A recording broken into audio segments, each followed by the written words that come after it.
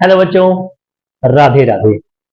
तो आज हम स्टार्ट करने जा रहे हैं Maharashtra board class 12 book part 1 है, chapter number 1 that is start with the mathematical logic. ठीक है।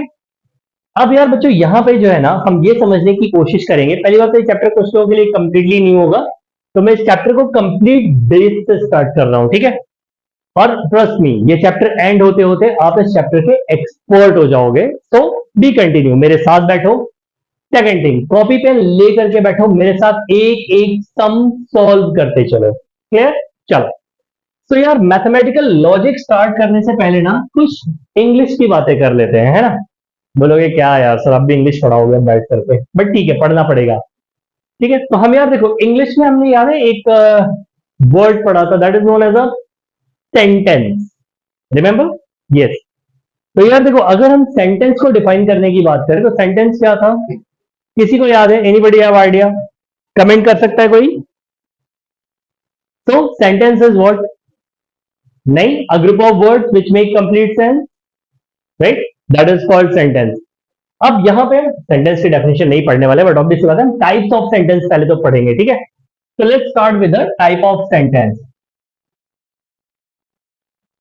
तो टाइप ऑफ सेंटेंस में हमारे पास कौन कौन से सेंटेंस थे, अगर किसी को याद हो तो बताओ। सबसे पहला था हमारे पास दैट इज व्हाट? असर्टिव या डिक्लेरेटिव सेंटेंस। याद आया कुछ? Yes. So that is what? Assertive or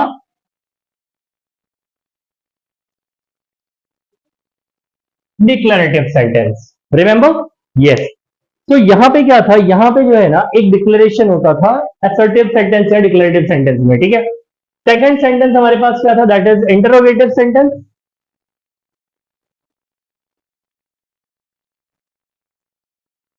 interrogative sentence. Third is what? Imperative sentence.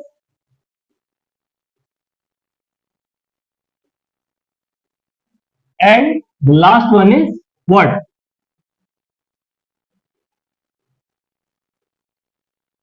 Exclamatory sentence. Right? अब यार यहां पे अगर हम इन सेंटेंसेस के बारे में ध्यान से देखें तो इन सेंटेंसेस की अपनी एक अलग अलग पहचान है। जैसे इंटरोगेटिव सेंटेंस में हम क्या करते हैं, बेसिकली क्वेश्चन मार्क आता है, हम यहां पे कोई क्वेश्चन पूछते हैं, राइट? इंपरेटिव सेंटेंस में क्या आता है, that is order and request आता है। एक्सक्लेमेटरी सेंटेंस में क्या आता है, कोई चीज कोई सडन फीलिंग या आती है, राइट? लेकिन यार हम यहाँ पे इन तीनों के बारे में बात नहीं करने वाले हैं। रीजन क्यों है वो समझो पहले तो। जैसे इंटरोगेटिव सेंटेंस, अगर मैं तुम्हें पूछूं, कोई भी क्वेश्चन पूछता हूं, जैसे सपोज करो कि आर यू हंग्री, क्या तुम्हें भूख लगी है, तो इसका जवाब क्या होगा? Yes, no, right? ऐसे ही इंपरेटिव सेंटेंस में क्या होगा, कोई ऑर्डर होगा, जैसे bring a glass of water, right? Exclamatory sentence में क्या होगा, wow what a day and all. इनमें से किसी का भी आंसर या किसी भी स्टेटमेंट के बारे में, अगर हम किसी भी सेंटेंस के बारे में बात करेंगे, यहां पे ना ट्रू एंड फॉल्स में कोई भी हमारे पास प्रॉपर आंसर नहीं आएगा, सिर्फ एक ही है, असर्टिव और डिक्लेरेटिव सेंटेंस। यहां पे जितने भी आंसर आएंगे आपको, वो किस फॉर्म में आएंगे, ट्रू और फॉल्स के फॉर्म में आएंगे। जैसे सपोज करो this is my marker, right? अब या तो ये सेंटेंस ट्रू है, और अगर मैंने किसी और से उधार लिया है, राइट, तो ये सेंटेंस क्या हो जाएगा, फॉल्स हो जाएगा।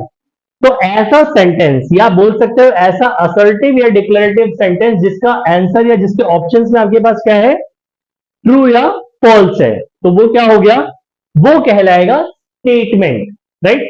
आई थिंक तुम्हें ये कॉन्सेप्ट समझ में आ गया होगा। तो सेंटेंस हमारे पास बहुत सारे टाइप के हैं, बट मैथमेटिक्स में जब कभी भी हम स्टेटमेंट के बारे में बात करेंगे तो यहां पे स्टेटमेंट की बेसिक डेफिनेशन क्या होगी कि उसका आंसर जो होना चाहिए वो ट्रू या फॉल्स होना चाहिए। Is that okay?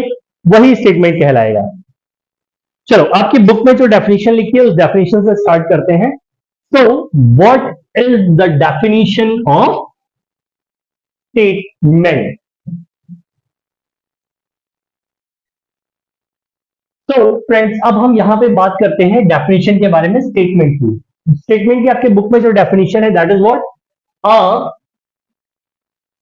Statement is a declarative और assertive sentence which is either true or false। याद रखना, ये ऐसा स्टेटमेंट, ऐसा सेंटेंस है जो कि या तो ट्रू होगा या फॉल्स होगा। जैसे कि अगर मैथमेटिकल लैंग्वेज में बात करूं तो मैं बोलूं अगर 1 इज अ प्राइम नंबर, तो अब या तो ये ट्रू हो सकता है या फॉल्स हो सकता है, बट नॉट बोथ साइमल्टेनियसली। ये ध्यान देना, दोनों एक साथ नहीं होना चाहिए।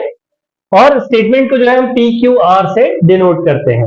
ठीक है, कुछ एग्जांपल लेता हूं ताकि आपको क्लियर हो जाए। जैसे अभी जो लिया था वही ले लेते हैं। ठीक है, तो क्या हो गया, जैसे कि मैं बोलूं 1 is a prime number। अब एक बात बताओ, क्या 1 एक प्राइम नंबर है? नहीं है बेटा, सबसे छोटा प्राइम नंबर दैट इज 2। ठीक है, तो ये स्टेटमेंट क्या हो गया मेरा? फॉल्स हो गया। तो इसलिए ये एक क्या हो गया? स्टेटमेंट हो गया। ठीक है, और कुछ लिखते हैं, जैसे second 0 is a whole number. अब एक बात बताओ, क्या 0 होल नंबर होता है? यस ऑफ कोर्स होता है। 0 होल नंबर हमारा कहां से स्टार्ट होता है? तो whole number including 0 and 1 2 3 4 5 and so on, right? So 0 is a whole number. Yes, this is true. Is that okay? ऐसे ही बहुत सारे स्टेटमेंट बन सकते हैं। जैसे कि मैं क्या बोलूं, सपोज करो एक स्टेटमेंट और लिखते हैं, that is 5 into two is equal to 11, है ना?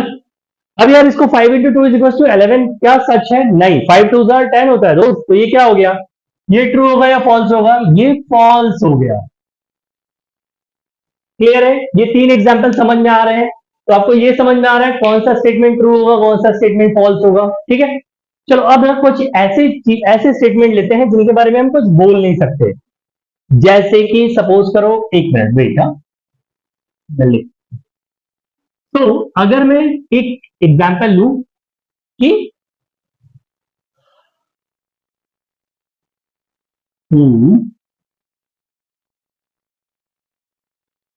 What ever the number is, number equal नहीं है, ठीक है, थर्ड या फोर्थ होगा। ओके, एक एग्जाम्पल लेते हैं, जैसे it is yellow in colour. अब एक बात बताओ यार, इट इज बोल दिया तो इट इज के बारे में मतलब किसके बारे में बात हो रही है? क्या मेरी टी शर्ट के बारे में बात हो रही है? इफ मेरी टी शर्ट के बारे में बात हो रही है, yes it is true, it's a yellow in colour, right? क्या मेरी रिंग के बारे में बात हो रही है? इफ मेरी रिंग के बारे में बात हो रही है, yes it is true in colour. But क्या मेरे कड़े के बारे में बात हो रही है? नहीं यार, it's not in yellow in colour, right? तो क्या बोल सकते हैं? It is yellow in colour. तो ये कुछ मामलों में ट्रू हो गया, कुछ मामलों में फॉल्स हो गया। तो ऐसे जो स्टेटमेंट आएंगे तो क्या लगता है कि कुछ मैटर्स में ये ट्रू है, कुछ मैटर्स में ये फॉल्स है। तो क्या है, ये एक स्टेटमेंट है क्या? ट्रू फॉल्स दोनों नहीं हो सकता। तो ये क्या है? ये एक तरह का सेंटेंस है। बट अब बारी आती है कि सेंटेंस कैसा है। तो ऐसे सेंटेंस को हम बोलते हैं ओपन सेंटेंस। क्या बोलते हैं इसको? Open sentence. Is that okay? Clear है? ये समझ में आ गया? जैसे कि एक और लेते हैं एग्जांपल। चलो एक इक्वेशन बनाते हैं, सपोज करो, हाँ, x plus 7 is equal to 10। अब यार बारी आती है, ये इक्वेशन क्या है? ये एक स्टेटमेंट है या नहीं है? तो देखो यार, अगर if x is equal to 3 है, अगर x की वैल्यू जो है हमने 3 रख दी, देन क्या हो जाएगा? x यानी कि क्या हो जाएगा? 3। तो that means then 3 plus 7 is equal to 10। इस केस में x यहां पे ये क्या हो जाएगा? ट्रू हो जाएगा। Is that okay? यहां पे ये क्या हो जाएगा? ट्रू हो जाएगा। बट अगर सपोज करो मैं x की कोई और वैल्यू रख दूं, जैसे if x is equal to any other value, इसके अलावा, ओके, 3 की जगह -3 या 0 रख लो, तो क्या हो जाएगा? क्या ये सच है? फिर देन 3 प्लस, नहीं 0 प्लस ना, हाँ, 0 प्लस 7 इज इक्वल टू 7 हो जाएगा। अब क्या ये सच है? 0 प्लस 7 इज इक्वल टू 10 हो जाएगा। क्या ये सच है? नहीं। तो ये क्या हो गया मेरा स्टेटमेंट? फॉल्स हो गया।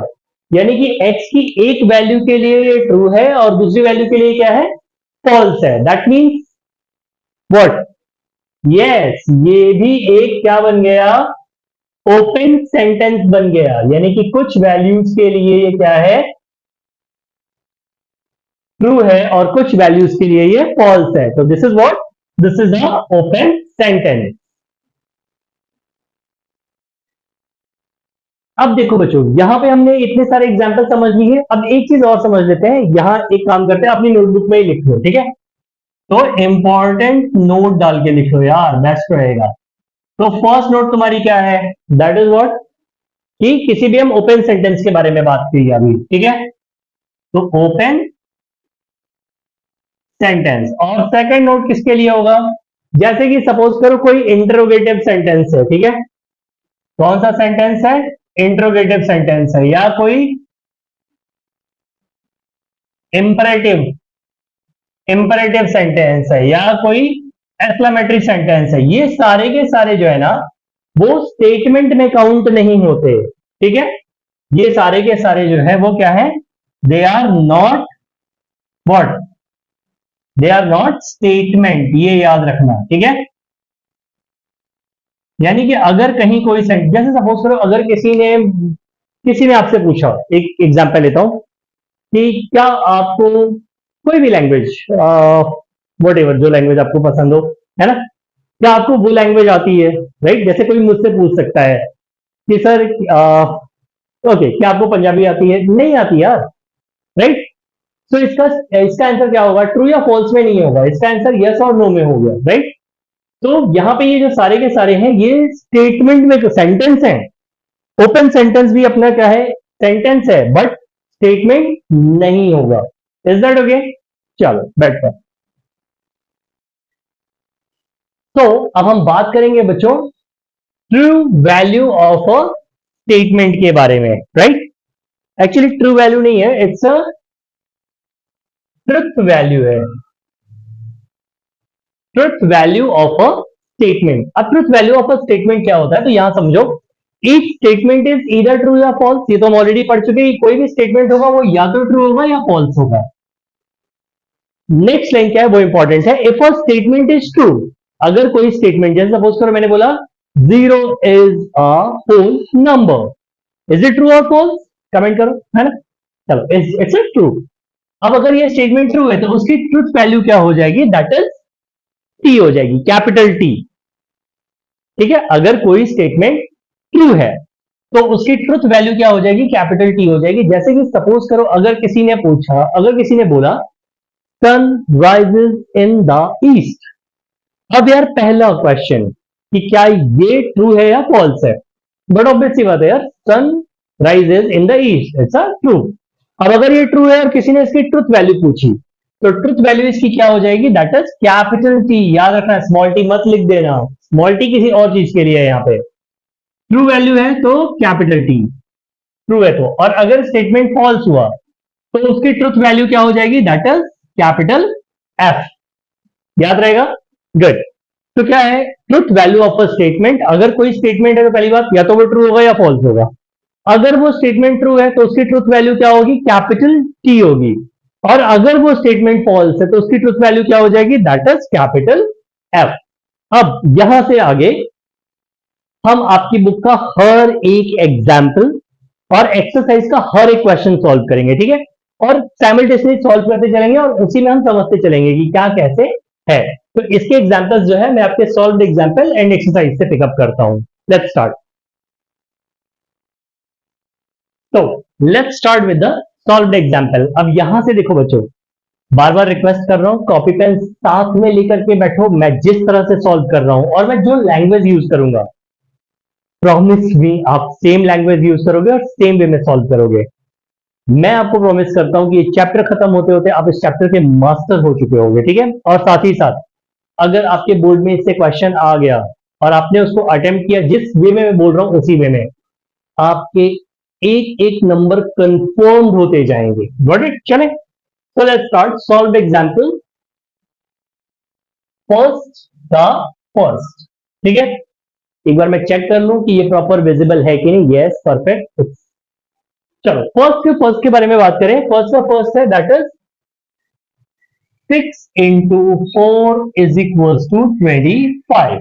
अब देखो एक बात बताओ यार, क्या 6 into 4 25 होता है? ऑफकोर्स नहीं होता है। क्यों? क्योंकि 6 into 4 क्या होता है? 6 4 24 होता है ना, राइट? तो क्या लिखोगे?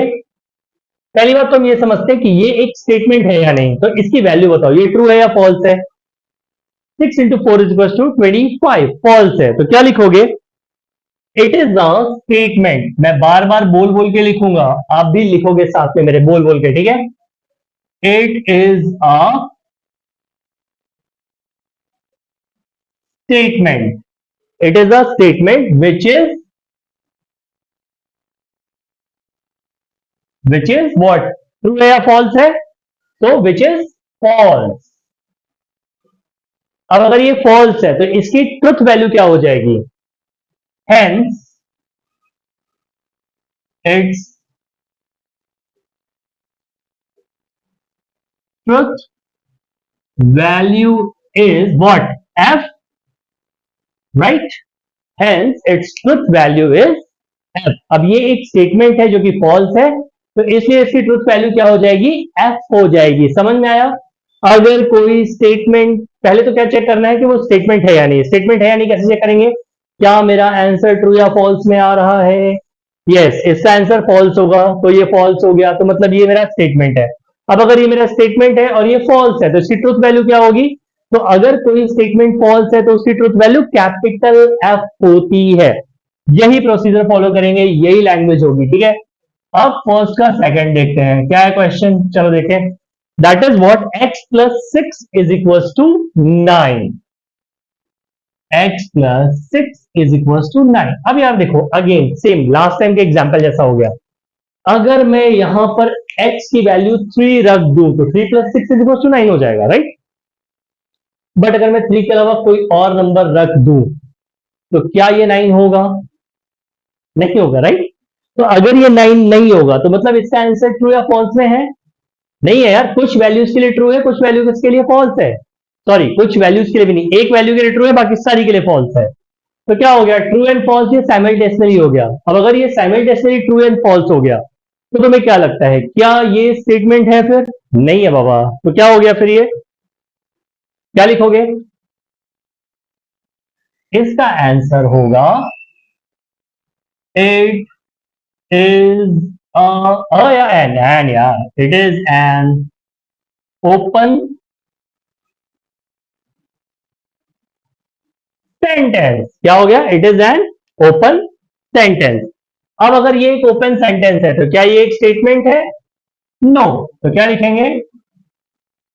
Hence it is not a statement.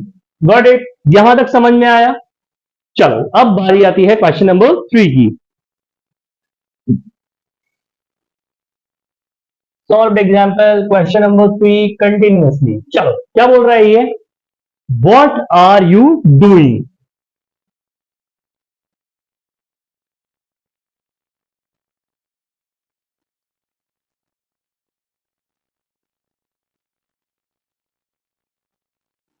What are you doing, ठीक है? देखते हैं ये क्या है। पहले एक बात बताओ, अगर कोई आपसे पूछेगा व्हाट आर यू डूइंग तो इसका आंसर क्या लगता है, क्या होगा? ट्रू या फॉल्स में आएगा? क्या नहीं आएगा यार, आप क्या कर रहे हो को ये बताना पड़ेगा। और खासकर मम्मी पूछे तो डेफिनेटली बताना पड़ेगा, है ना? नहीं तो you know what, mummy 3 to 5, है ना? तो क्या हो जाएगा? अब ये स्टेटमेंट है ही नहीं है, ये क्या है? ये एक सेंटेंस है और क्वेश्चन मार्क लगा हुआ है, तो कौन किस तरह का सेंटेंस है? अब ये भी हमें बताना पड़ेगा क्या?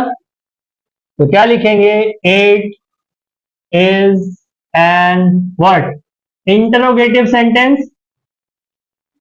Interrogative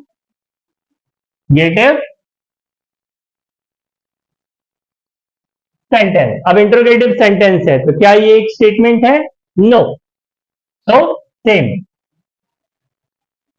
and it is not a statement. Clear है? ये समझ में आ रहा है 100%? चलो, अब बारी आती है नेक्स्ट क्वेश्चन की। तो नेक्स्ट क्वेश्चन इज फर्स्ट का फोर्थ। फर्स्ट का फोर्थ क्या बोल रहा है कि द क्वाड्रेटिक इक्वेशन, चलो लिखते हैं, the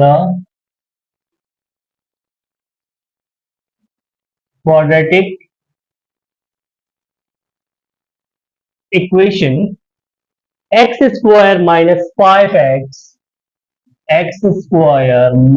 5x plus 6 is equals to 0 has two real roots, has two real roots। ठीक है, चलो बताओ यार इसका आंसर क्या होगा। अब सबसे पहले हम समझने की कोशिश करते हैं कि क्या बोल रहा है ये, क्वाड्रेटिक इक्वेशन बोल रहा है, राइट। अब क्वाड्रेटिक इक्वेशन है that is X square minus 5x plus 6 has two real roots. अब यार अपने बचपन से पढ़ा हुआ है ना, कि अगर कोई इक्वेशन है और वो क्वाड्रेटिक है तो हम सब ठीक है। तो बट ऑब्वियस सी बात है, क्वाड्रेटिक इक्वेशन क्यों है, क्योंकि इसकी हाईएस्ट डिग्री या इसकी डिग्री, हाईएस्ट डिग्री नहीं बोलेंगे एक्चुअली, इसकी डिग्री बोलेंगे या हाईएस्ट पावर बोलेंगे, दैट इज 2। और x की जो भी पावर होगी उतने ही रूट्स होते हैं। तो मतलब ये स्टेटमेंट क्या हो गया, ये ट्रू हो गया। बट ऑब्वियस सी बात है, राइट। तो क्या लिखेंगे, इट इज अ स्टेटमेंट, क्या लिखेंगे, it is a statement which is what, which is true, right? Hence its truth value is, hence its truth value is capital T। Is that okay? Hence its truth value is capital T। That's it। चलो fifth question देखते हैं। Fifth question क्या है, please sit down,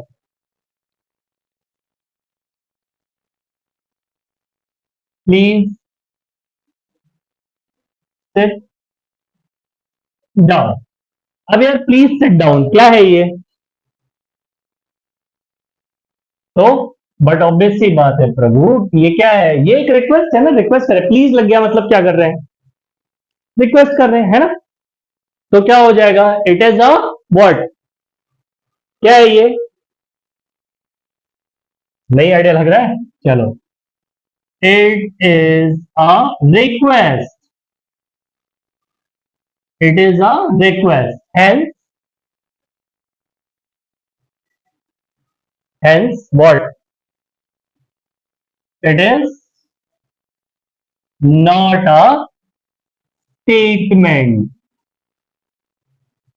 hence it is not a statement. ये समझ में आ रहा है। चलो नेक्स्ट क्वेश्चन देखते हैं।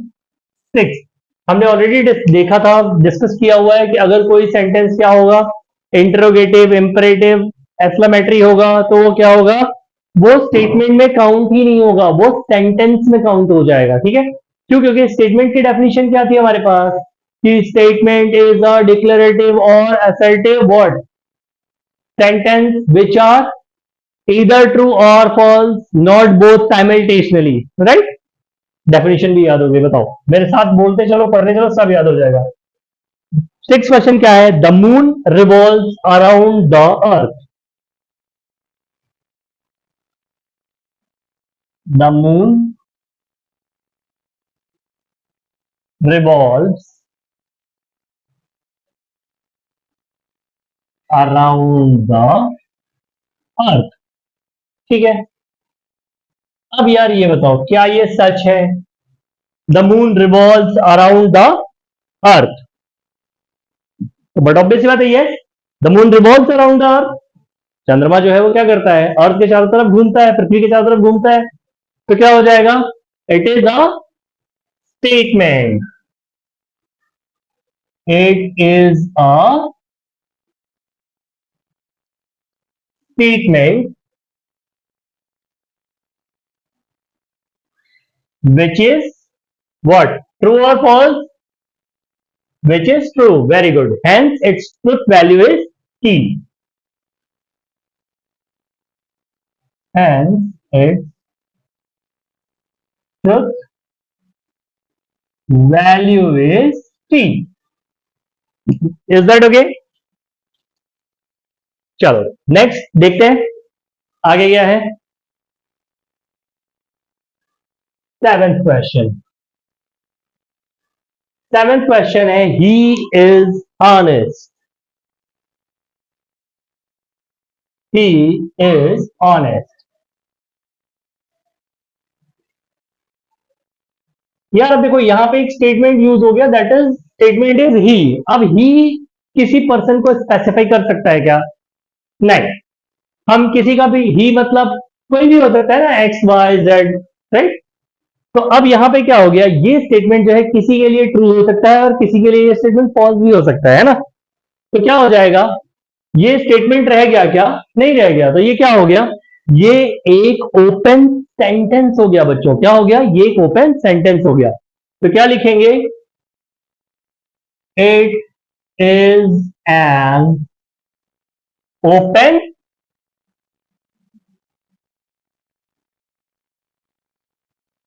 sentence. It is an open sentence. So hence it is not a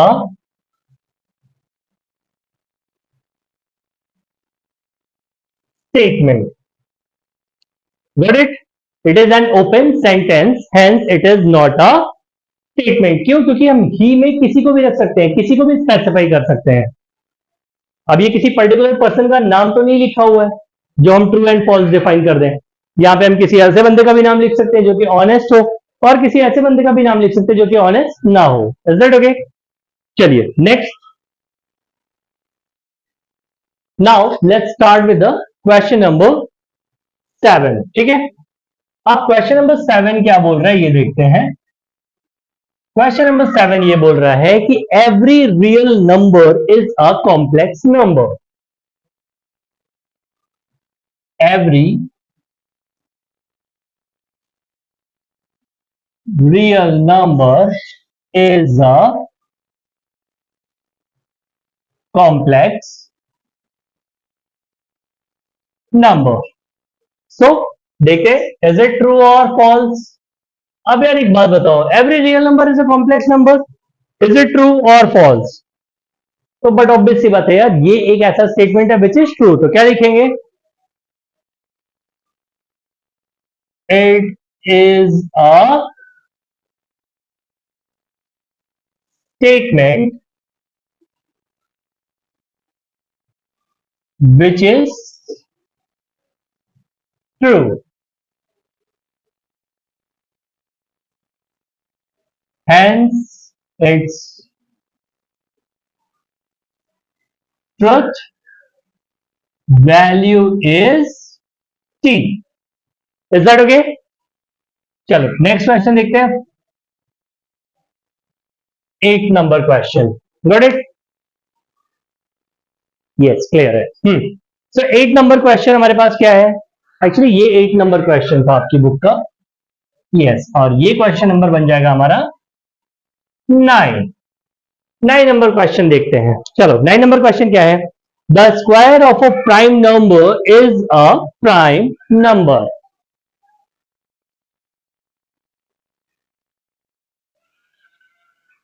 The square of a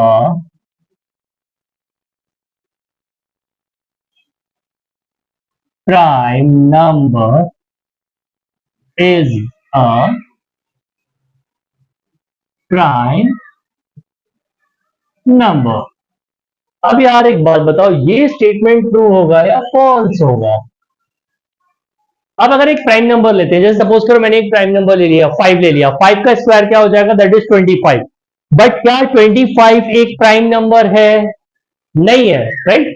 7 लिया, 7 का स्क्वायर क्या हो जाएगा, दैट इज 49. बट क्या 49 एक प्राइम नंबर है? नहीं है. तो इसे ये स्टेटमेंट मेरा क्या हो जाएगा, ये स्टेटमेंट मेरा फॉल्स हो जाएगा. तो क्या लिखेंगे, It is a statement which is false. Hence, its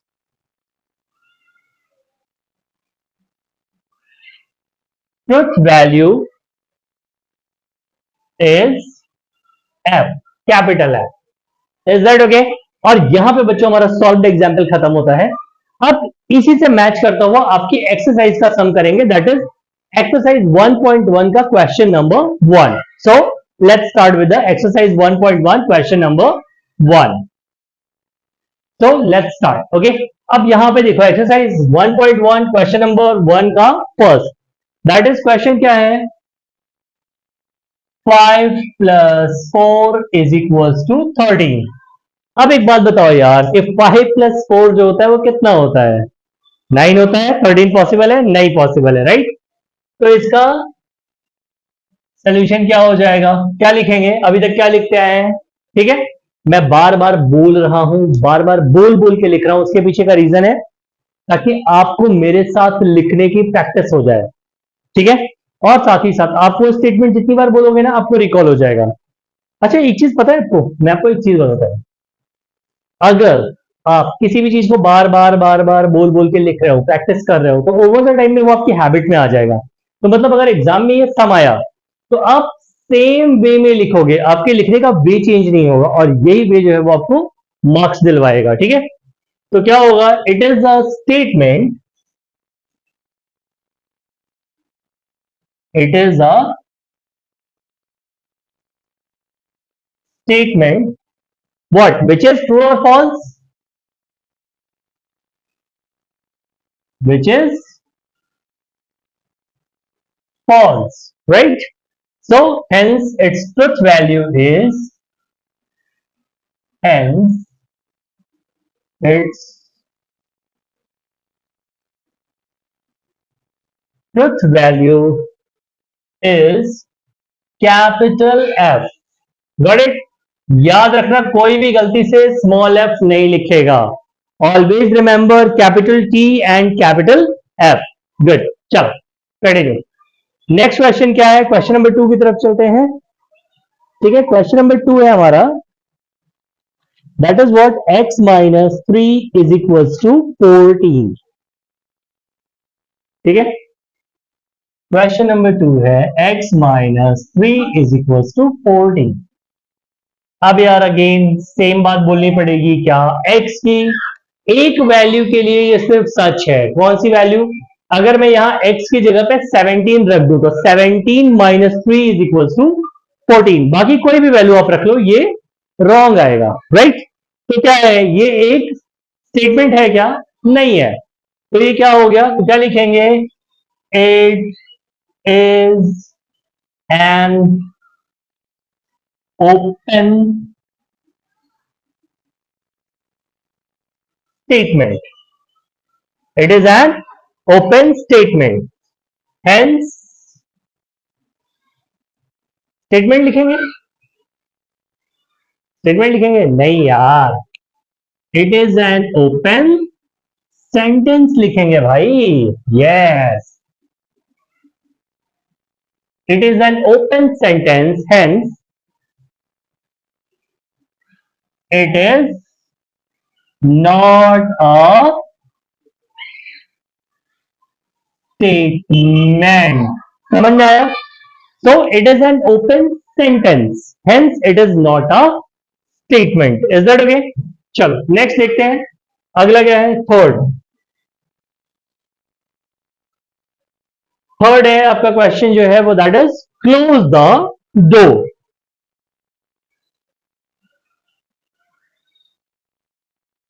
close the door, right? अब यार यहां पे देखो, यहां पे किसी काम को करने के लिए तो कहा गया है, लेकिन प्लीज नहीं लगा है, कुछ और नहीं है. तो राइट, तो ये क्या हो गया? ये रिक्वेस्ट होगा या ऑर्डर होगा? बट ऑब्वियस सी बात है, ऑर्डर है, राइट? तो यहां पे हम क्या लिखेंगे? It is an what? It is an order. ठीक है, क्या लिखेंगे? It is an order. अब अगर it is an order then hence hence it is not a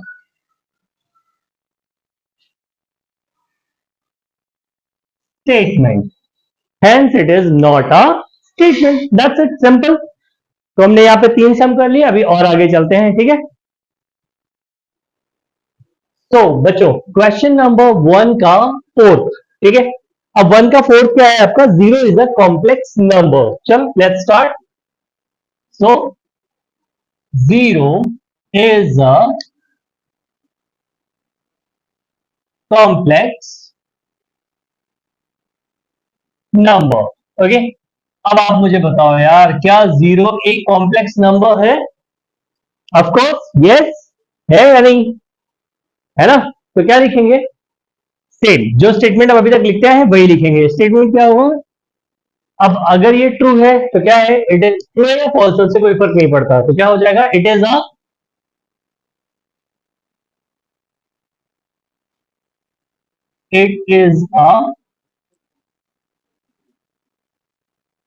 statement which is what? True, which is true. Hence, its truth value is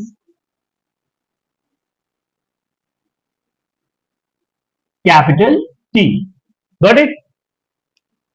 चलो अब देखते हैं क्वेश्चन नंबर 5। क्वेश्चन नंबर 5 क्या है? तो question number 5 है, please get me breakfast.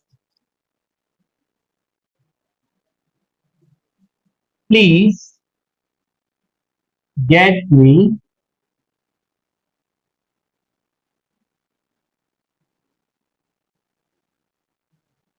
Breakfast. अब एक बात बताओ यार, क्या इसका आंसर ट्रू या फॉल्स में हो सकता है? बट ऑब्वियस सी बात है, नहीं हो सकता, किसी कीमत पे नहीं हो सकता, right?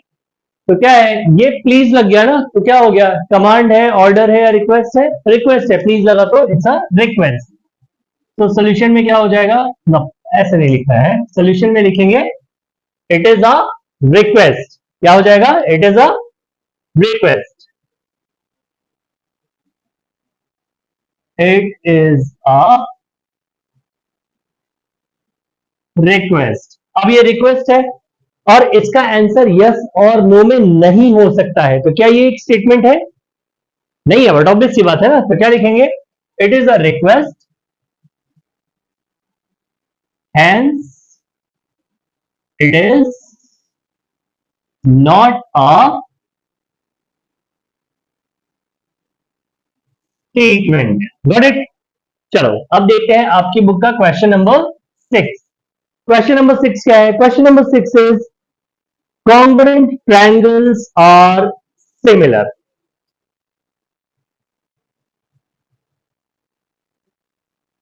congruent triangles are similar। अब मुझे एक बात बताओ यार, कि अगर कोई ट्रायंगल कॉन्ग्रुएंट है, कोई दो ट्रायंगल है वो आपस में कॉन्ग्रुएंट है, तो क्या वो आपस में सिमिलर होंगे? ऑफकोर्स, क्यों? क्योंकि उनके एंगल्स भी इक्वल है और साइड्स भी क्या है? इक्वल है। So if they are equal then angle angle angle criteria, and क्या हो जाएंगे? ये सिमिलर भी हो जाएंगे।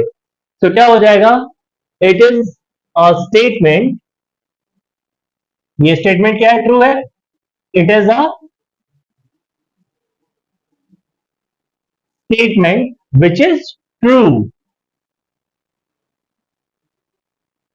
which is true. Hence, its truth value is capital T. Hence, truth value is capital T. Is that okay? तो ये चीज समझ में आई कॉन्ग्रुएंट ट्रायंगल के बारे में। चलो अब चलते हैं क्वेश्चन नंबर 6 की तरफ। Now question number 7। Question number 7 क्या है? चलो देखते हैं आपकी बुक में क्वेश्चन नंबर 7 क्या है। क्वेश्चन नंबर 7 है X square is equal to X. X square is equal to X. यार अब मुझे एक बात बताओ, ये क्या है? क्या ये एक स्टेटमेंट है?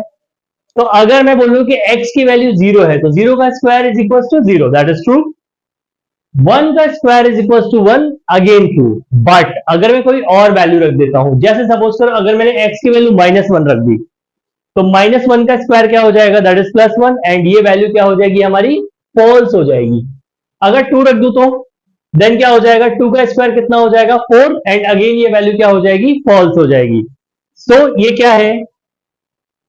ये एक स्टेटमेंट है? नहीं है। क्यों? क्योंकि स्टेटमेंट की डेफिनेशन में ही था बच्चों कि स्टेटमेंट इज द असर्टिव और declarative sentence which is either true और false but not simultaneously. Got it? So अब यहां पे हम क्या लिखेंगे कि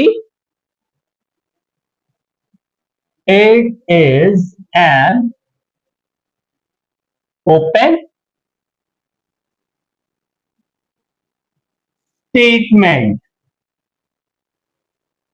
स्टेटमेंट होगा या सेंटेंस होगा? सेंटेंस होगा। Very good. So it is an open sentence, hence it is not a statement. Got it? चलो अब नेक्स्ट सम देखते हैं, that is sum number 8। Sum number 8 क्या है? A quadratic equation cannot have more than two roots.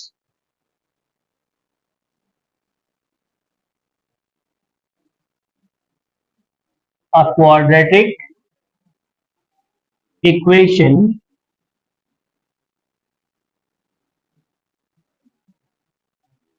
cannot have more than two roots. अब यार एक बात बताओ, अगर कोई इक्वेशन क्वाड्रेटिक है तो हम क्या बोल सकते हैं? क्वाड्रेटिक इक्वेशन का मतलब समझो पहले। तो क्वाड्रेटिक इक्वेशन मतलब डिग्री क्या है उस इक्वेशन की? ऑफ कोर्स डिग्री 2 है। और अगर 2 है डिग्री, तो हमने पहले भी डिस्कस किया हुआ है कि जितनी उसकी हाईएस्ट पावर होती है या जो उसकी डिग्री होगी उतने ही उसके रूट्स होंगे। तो can not have more than 2 roots, दो से ज्यादा रूट्स नहीं हो सकते हैं। तो ये ट्रू है या फॉल्स है? ऑफकोर्स ट्रू है। तो क्या हो जाएगा? It is a statement which is true, hence its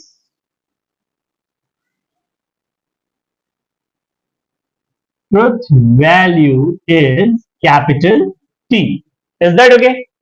यहां तक समझ में आया? इसकी ट्रुथ वैल्यू क्या हो जाएगी? कैपिटल टी हो जाएगी। चलो नेक्स्ट क्वेश्चन देखते हैं। Question number 9। क्वेश्चन नंबर 9 क्या बोल रहा है बच्चों?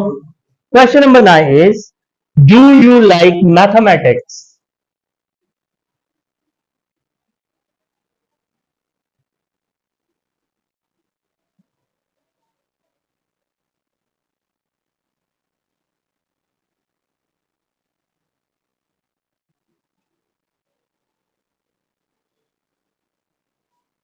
अब यार ये एक इंट्रोगेटिव सेंटेंस हो गया, डू यू लाइक मैथमेटिक्स। इसका आंसर ट्रू या फॉल्स हो सकता है क्या? नहीं, यस और नो में होगा इसका आंसर। बट ऑब्वियस सी बात है, तो क्या हो जाएगा?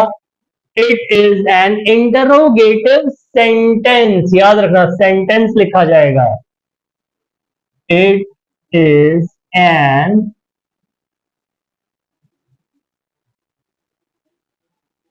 Interrogative sentence. And the next line is what? Hence, it is not a statement. समझ में आया? Got it? चलो अब देखते हैं हम question number 10। Now we will talk about question number 10। Question number 10 क्या बोल रहा है? क्वेश्चन नंबर 10 है आपकी बुक में, the sun sets in west. The sun sets in west. अब यार सूर्यास्त कहां पे होता है? ईस्ट में होता है या वेस्ट में होता है? बेबी बढ़ाना पड़ेगा क्या? नहीं, सन जो है वो वेस्ट में ही डूबता है, या सूर्यास्त होता है वेस्ट में। तो ये क्या हो जाएगा? ये स्टेटमेंट हमारा क्या है, ट्रू है या फॉल्स है? ट्रू है। तो क्या हो जाएगा?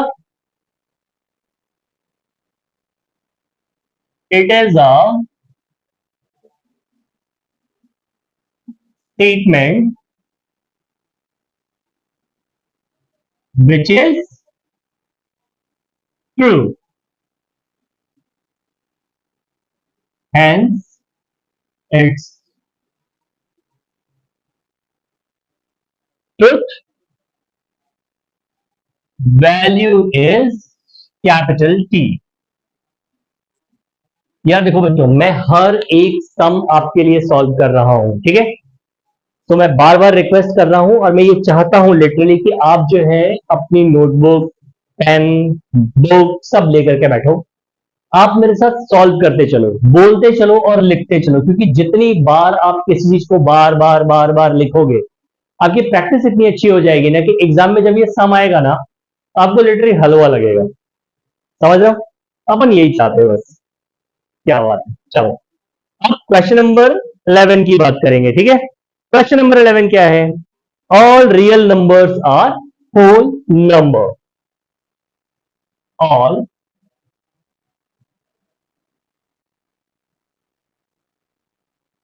Real numbers are whole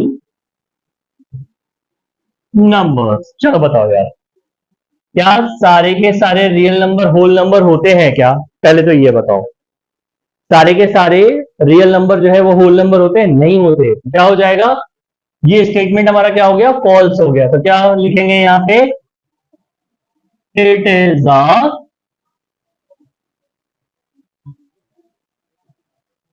statement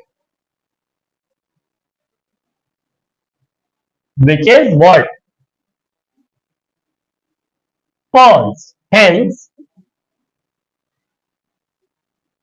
its truth value is, hence its truth value is capital F. Right? Clear है? चलो अब हम चलेंगे सम नंबर 12 की तरफ। तो क्वेश्चन नंबर 12 आपकी बुक में क्या है? Can you speak in Marathi?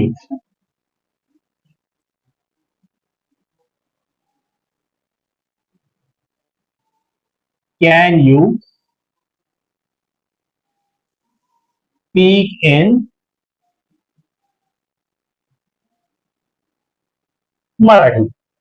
अब यार एक बात बताओ, क्या इसका आंसर ट्रू या फॉल्स हो सकता है? नहीं हो सकता। इसका आंसर क्या होगा? ऑलवेज यस या नो होगा, राइट? तो हम क्या लिखेंगे? अब अगर ट्रू और फॉल्स स्टेट नहीं हो सकता, तो ये एक स्टेटमेंट भी नहीं हो सकता। ये क्या हो गया? एक सेंटेंस हो गया। तो हम क्या लिखेंगे?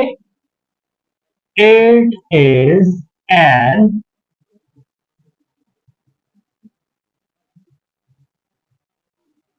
Interrogative sentence.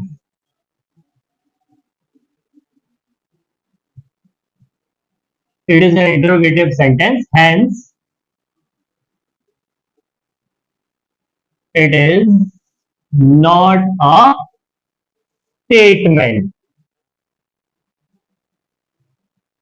Is that okay? चलो अब चलेंगे सम नंबर 13 की तरफ। सम नंबर 13 क्या है आपकी बुक में? कि X square minus 6x minus 7 is equal to 0। X square minus 6x minus 7 is equal to 0, where x is equal to 7। Where x is equal to 7। अब यार देखो यहां पे ना एक छोटा सा चेंज हो गया। क्या हो गया चेंज? हम उस चेंज को समझने की कोशिश करते हैं, ठीक है। ये क्या बोल रहा है कि X square minus six X minus seven is equal to zero where X is equal to 7। अगर यार ये नहीं दिया होता कि where X is equal to 7, तो हम एक्स की वैल्यू कुछ भी रख सकते थे। और अगर हम एक्स की वैल्यू कुछ भी रख सकते थे ना, तो ये क्या हो जाता? हमारा ओपन सेंटेंस हो जाता, राइट। लेकिन इन्होंने एक कंडीशन दे दी। अब अगर कंडीशन दे दी तो हमें क्या करना पड़ेगा? हमें x की वैल्यू 7 यहां पे पुट ऑन करनी पड़ेगी। चलो पुट ऑन करके देखते हैं। 7 का square minus 6 into 7 minus 7 is equal to 0। 7 7 are what? It's a 49 minus 6 7 are 42 minus 7 is equal to 0। तो ये 0 हो गया, तो 0 इज इक्वल टू 0। अब यार देखो अगर हम ध्यान से देखें तो हमारा एलएचएस और आरएचएस क्या हो गया? इक्वल हो गया। यहां पे लिख देता हूं, ठीक है। तो यानी कि x इज इक्वल टू 7 के लिए हमारा ये जो इक्वेशन है ये क्या है? ट्रू है, राइट। तो क्या लिखेंगे? इट इज एन, नहीं इट इज एन नहीं होगा ना, it is a statement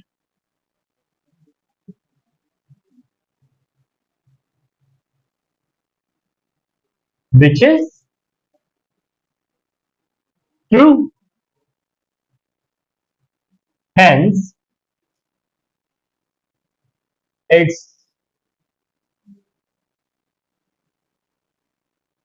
truth value is capital T। Is that okay? So हमने 13 क्वेश्चन कर लिए, 2 क्वेश्चन और बचे हुए हैं। चलो देखते हैं next. Now question number 14। Question number 14 आपकी बुक में क्या है? The question number 14 is the sum of cube roots of unity is 0। क्या बोल रहा है? The sum of cube roots of unity is 0। अब मेरे को एक बात बताओ यार, अगर क्लास 11th याद होगा तो sum of cube roots of unity याद आया? Omega square plus omega plus 1, वो हमेशा वैल्यू क्या होती थी? 0 ही होती थी ना। तो ये स्टेटमेंट क्या हो जाएगा? ट्रू होगा या फॉल्स होगा? बट ऑब्वियस सी बात है, ये स्टेटमेंट हमारा क्या हो जाएगा? दैट इज ट्रू हो जाएगा। तो क्या लिखेंगे? It is a statement which is true, hence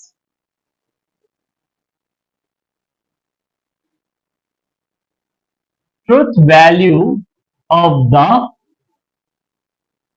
what? Hence truth value of the statement is, या truth value of the statement is capital T, या right? चलो लास्ट देखते हैं, दैट इज 15। Question number 15। 15 क्या है? It rains heavily.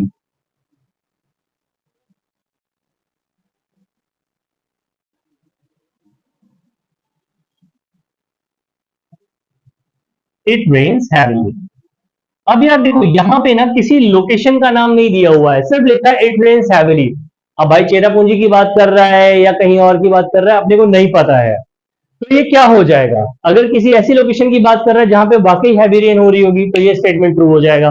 बट अगर किसी ऐसे लोकेशन की बात करें जहां पे रेन होती ही नहीं, तो ये स्टेटमेंट हमारा क्या हो जाएगा? फॉल्स हो जाएगा। तो ये बट ऑब्वियस सी बात आई, तो ये स्टेटमेंट तो रह ही नहीं गया। तो क्या हो गया? It is an open sentence which is not a statement। तो यहां पे हमारा अपनी टेक्स्ट बुक का सम नंबर 1 कंप्लीट हुआ, जिसके 15 पार्ट्स हैं। हमने सारे के सारे पार्ट सॉल्व किए, स्टेटमेंट लिखा, हर एक सम का स्टेटमेंट लिखा है। और मैं होप करता हूं यार आप ये वीडियो स्टार्ट करोगे, आप वीडियो पॉज करो, खुद से पहले उसके आंसर लिखो, फिर प्ले करो, देखो कि क्या आपने वो आंसर सही लिखे हैं या नहीं लिखे हैं। Is that okay? और ये आप कंटिन्यूटी में मेंटेन करो, बार बार बोल रहा हूं, नोटबुक साथ में लेकर के बैठो, कंटिन्यूसली प्रैक्टिस करो, ठीक है? चलो चलते हैं नेक्स्ट सेशन की तरफ। चलो अब आपकी बुक का जो अगला टॉपिक है ना, that is what, logical connectives and statement के बारे में बात करेंगे यहाँ पे, ठीक है? चलिए देखते हैं। सो व्हाट इज, बारी आती है, सबसे पहला क्वेश्चन आता है, what is logical connective? So logical connectives क्या होते हैं? द वर्ड्स और, ध्यान से सुनो, द वर्ड्स और phrases which are used to connect two statements are called logical connectives। यानी ऐसे वर्ड या फ्रेजेस जो दो स्टेटमेंट्स को जोड़ने में हेल्प करते हैं या काम आते हैं, वो क्या कहलाते हैं? That are logical connectors. अब लॉजिकल है तो बट ऑब्वियस सी बात है, क्या होंगे वो? देखो कुछ लॉजिकल कनेक्टर्स है हमारे पास, that is and, or, if, then, if and only, if and not. अब इसके बारे में हम ब्रीफ में नेक्स्ट सेशन में आगे पढ़ते चले जाएंगे, ठीक है? बट अभी आप सिर्फ ये समझो इतना यहाँ पे कि यहाँ पे दो वर्ड्स को जो जोड़ने का काम करते हैं लॉजिकली, वो क्या कहलाते हैं? हमारे लॉजिकल कनेक्टर्स। और कौन कौन से लॉजिकल कनेक्टर्स है हमारे पास? That is and, or, if, then, if and only, if and not, ठीक है? अब ये जोड़ते किन सेंटेंसेस को है? तो बट ऑब्वियस सी बात है, हमारे पास सबसे पहला सेंटेंस क्या है? दैट इज सिंपल सेंटेंस, या सिंपल सेंटेंस बोल रहा हूं, सॉरी, सिंपल स्टेटमेंट, ठीक है? अब क्या हो गया? अ statement which can not be split, which can not be split further, मतलब ऐसा स्टेटमेंट जिसको ब्रेक डाउन नहीं किया जा सकता, जिसको और ज्यादा सिंप्लीफाई नहीं किया जा सकता, वो क्या कहलाता है? That is known as a simple statement. तो ऐसा स्टेटमेंट जिसको हम और ज्यादा क्या कर सकते हैं? सिंप्लीफाई नहीं कर सकते। जैसे कि सपोज करो, अगर एक स्टेटमेंट यूज करूं कि I and you are best friends, ठीक है?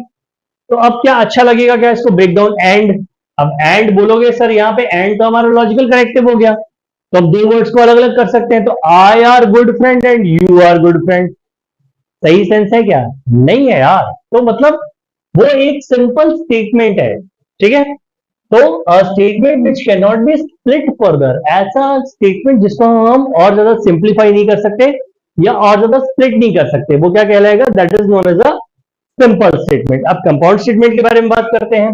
कंपाउंड स्टेटमेंट क्या होता है? A statement which is the combination of two or more simple statements. अब दो या दो से अधिक सिंपल स्टेटमेंट्स की कॉम्बिनेशन से अगर कोई स्टेटमेंट बनता है तो वो क्या कहलाता है? हमारा कंपाउंड स्टेटमेंट। जैसे जैसे if I work hard then I will become rich. अब यहां पे इफ एंड इफ देन लग गया, राइट? तो यहां पे क्या है? यहां पे दो अलग अलग स्टेटमेंट्स हैं, कौन कौन से? आई वर्क हार्ड, और सेकंड स्टेटमेंट क्या है? आई विल बिकम रिच। इसको हमने किससे जोड़ दिया? इफ एंड देन से जोड़ दिया। So if I work hard then I will become rich, right?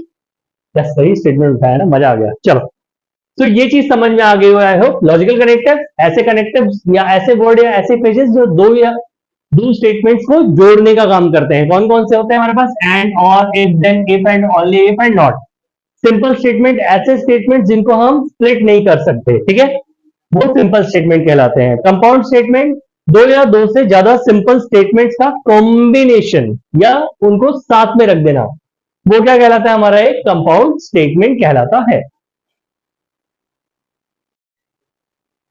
अब बात करेंगे हम अपने कनेक्टिव्स में फर्स्ट कनेक्टिव के बारे में, जिसका नाम है कंजंक्शन। कंजंक्शन को यार देखो बच्चों, हम एंड से भी रिप्रेजेंट करते हैं। अब यहां पे हम इसका थोड़ा सा पहले फॉर्मेट देख लेते हैं। तो क्या बोल रहा है? If two statements are combined using the connective and, यानी कि अगर किन्हीं दो स्टेटमेंट में एंड लगा हुआ है, राइट? किन्हीं दो स्टेटमेंट्स को कनेक्ट करने के लिए कौन सा कनेक्टिव यूज हो रहा है? एंड कनेक्टिव यूज हो रहा है। Then it is called as a conjunction. जैसे कि सपोज करो, कोई भी एक स्टेटमेंट ले लेते हैं, जैसे 4 is an even number and 5 is a prime number। अब यहाँ पे एंड लग गया बीच में, तो दैट मीन्स यहाँ पे कौन सा कनेक्टिव यूज हो रहा है, कंजंक्शन। क्या नाम है इसका, कंजंक्शन। ठीक है। अब यहाँ पे दो स्टेटमेंट हो गया, जैसे मैंने बोला ना कि 4 इज एन इवन नंबर, तो हमने क्या किया, सपोज करो p एलोकेट किया, तो p स्टेटमेंट का मतलब क्या हो गया, 4 is an even number. And q statement का मतलब क्या हो गया कि 5 is a prime number. So if p q are two statement, the p and q is called conjunction. ठीक है। नेक्स्ट देखते हैं, अब इसको डिनोट कैसे करते हैं, तो याद रखना एंड का ही सिंबल बनेगा, जैसे p एंड q लिखेंगे ना, तो एंड q, बस यहाँ पे डंडी नहीं होगी। Got it. हाँ, मेरा एक स्टूडेंट है वेदांत, वो स्माइल करता है इस बात पे जब मैं उसको बोलता हूँ बेटा ए बनाना है बट बीच में डंडी नहीं रखनी है, तो ये always smile. So P and Q, got it. अब यहां पे देखो यार, तो पी एंड क्यू डिफाइन हो गया, और इसको रीड कैसे करेंगे, या तो हम इसको बोल सकते हैं पी एंड क्यू, या क्या बोलेंगे, पी कंजंक्शन क्यू। इसमें एक चीज बहुत इंपॉर्टेंट है यार, वो ये है कि पी एंड क्यू में जो है ना, वैल्यू ट्रू कब होगी, वैल्यू ट्रू कब होगी, जबकि P और Q दोनों ट्रू होंगे। तो यहां पे इसका ना ट्रुथ टेबल बना रहा हूं। ठीक है, ध्यान से देखना, रीजन है क्योंकि यहां पे नीचे स्पेस नहीं है, इसलिए ऊपर बना रहा हूं। ठीक है, तो यहां पे इसकी ट्रुथ टेबल बना रहा हूं। अब ट्रुथ टेबल जो बनेगी वो कैसे बनेगी ये देखते हैं पहले तो। ठीक है, तो ट्रुथ टेबल का फॉर्मेट क्या हो जाएगा, हमें पता है, हमने ऑलरेडी पढ़ा हुआ है कि अगर कोई चीज है जिसमें कि क्या है, दो वैल्यूज है, ट्रू फॉल्स, राइट, तो P Q, P and Q, right. अब क्या हो सकता है, true true, is that okay, and false false, true false true false, got it. अब यहां पे देखो यार, इसने एक स्टेटमेंट यूज किया हुआ है, वो स्टेटमेंट क्या है, ये नोट है, एस्ट्रिक नोट है, याद रखना बहुत अच्छे से, कि the conjunction P and Q is said to be true if and only if both P and Q are true।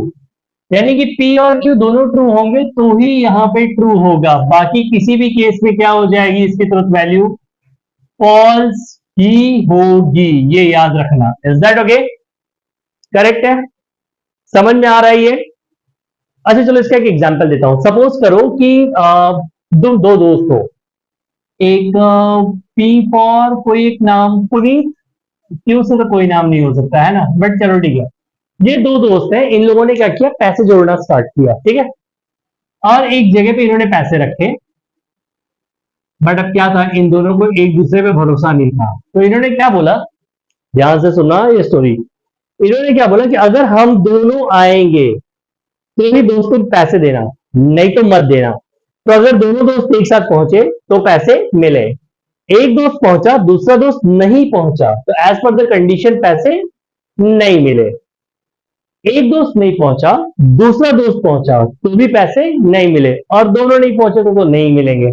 समझ में आया, तो ये आसान ट्रिक था इसका। ठीक है, तो यहां पे हमारा ये कंजंक्शन जो है वो कंप्लीट होता है। अब अगला है इसका, दैट इज डिसजंक्शन।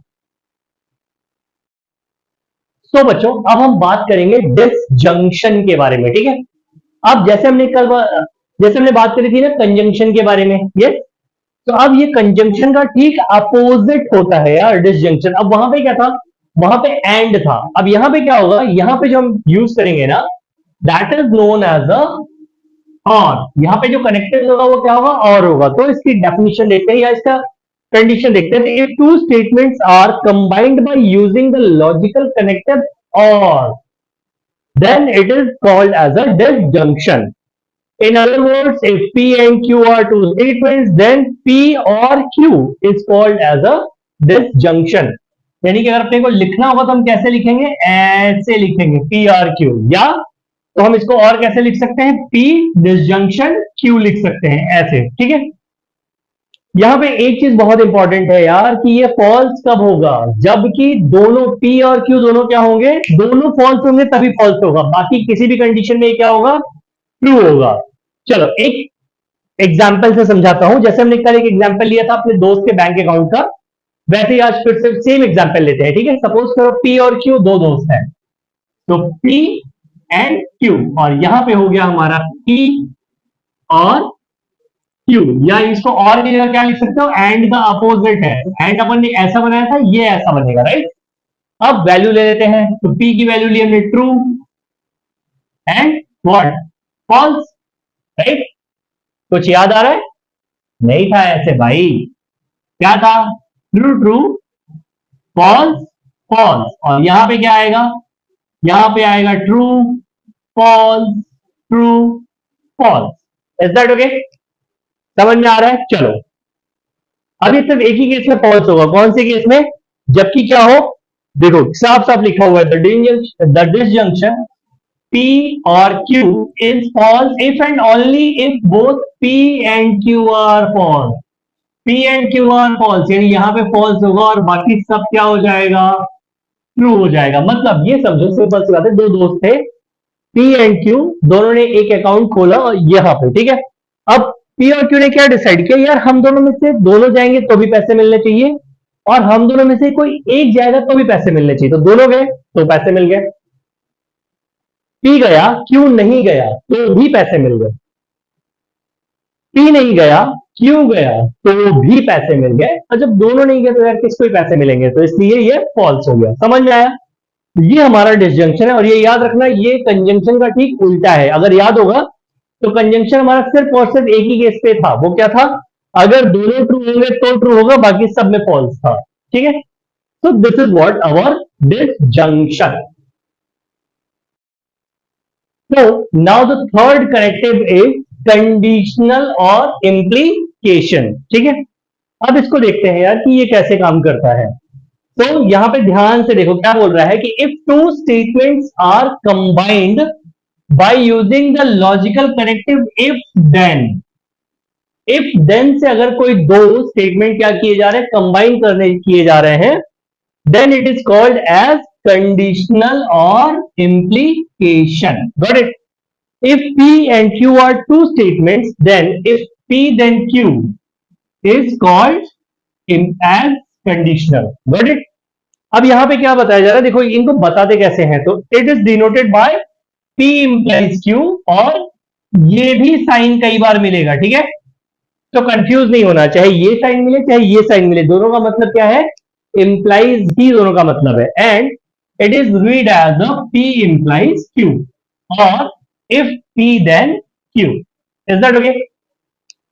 अब यहां पे यार देखो दो इंपॉर्टेंट टॉपिक्स हैं, दो नोट्स समझ लो, ठीक है। अब ये क्या बोलते हैं, ये सुनो कि the conditional statement P implies Q is false। अब ये false होगा, सिर्फ कब false होगा वो देखो, if P is true and Q is false, यानी कि अगर मैं इसका फ्लो चार्ट बनाऊं या ट्रूथ टेबल बनाऊं, अभी बना के दिखाते हैं, ठीक है। Then if P is true and Q is false, otherwise it is true। यहां पे जो P है ना, उसको हम हाइपोथेसिस और एंटीसेडेंट बोलेंगे। क्या बोलेंगे? एंटीसेडेंट। और जो Q होगा वो क्या होगा हमारा, कंक्लूजन या कॉन्सिक्वेंस होगा, ये याद रखना। Got it? चलो इसकी ट्रुथ टेबल बना के देखते हैं कि कैसी होगी। गुड, चलो लेट्स स्टार्ट। तो एक काम करते हैं, मेरे बोर्ड पे जगह नहीं है, तो ये वाली कंडीशनल स्टेटमेंट रहने देते हैं, बाकी सबको मिटा देते हैं, ठीक है। बच्चों एक रिक्वेस्ट है, मेरे साथ डेफिनेशंस नोट्स जो भी लिखवाता जाना हो ना, मेरे साथ लिखते चलो, क्योंकि आप मेरे साथ लिखते चलोगे ना तो आपको नोट्स बाद में इजीली सारी एक जगह अवेलेबल हो जाएगी। Got it? चलो ये अब इसके ट्रुथ टेबल बना के देखते हैं। ट्रुथ टेबल में हमने अभी तक क्या पढ़ा है, दो स्टेटमेंट होते हैं P एंड Q, और जो रिजल्टेंट होगा वो क्या होगा, that is P implies Q, right. अब P क्या होगा हमारा, true true false false, Q को क्या लिखेंगे, ट्रू फॉल्स ट्रू फॉल्स। अब यहां पे इसको ध्यान से सुनो और समझो क्या बोल रहा है। बोल रहा है कि the conditional statement P implies Q is false if only if P is true, P हमारा ट्रू होगा and Q is false, P is true and Q is false, तो ये क्या होगा, क्या होगा, ये फॉल्स होगा, यानी कि यहां पे इसकी ट्रुथ वैल्यू F हो जाएगी, और बाकी सारी की सारी कंडीशन में जो वैल्यू होगी वो क्या होगी, दैट इज ट्रुथ होगी, टी होगी इसकी वैल्यू। ये समझ में आ गया। ये बस याद रखना है कि if T is true and Q is false then it's false, means T F F. बाकी कोई भी कंडीशन होगी दैट इज ऑलवेज ट्रू। अच्छा, इसको और भी बहुत सारे नामों से जाना जाता है, तो मैं यहां पे लिख देता हूं, आप नोट डाउन कर लो कि इसको और किस किस नाम से लिखा जाता है। आपकी बुक में या क्वेश्चन के फॉर्म में और किस किस वे में ये आ सकता है, आप एक जगह पे नोट डाउन कर दो। ठीक है, चलो लेट्स राइट। तो पहला हम क्या लिख सकते हैं इसको, फर्स्ट दैट इज व्हाट। सबसे पहले तो मैंने अभी पढ़ा, क्या बोलेंगे, P इंप्लाइज Q, ये हमें पता है राइट। लेकिन कुछ और भी चीजें हैं, जैसे P is sufficient for Q, P is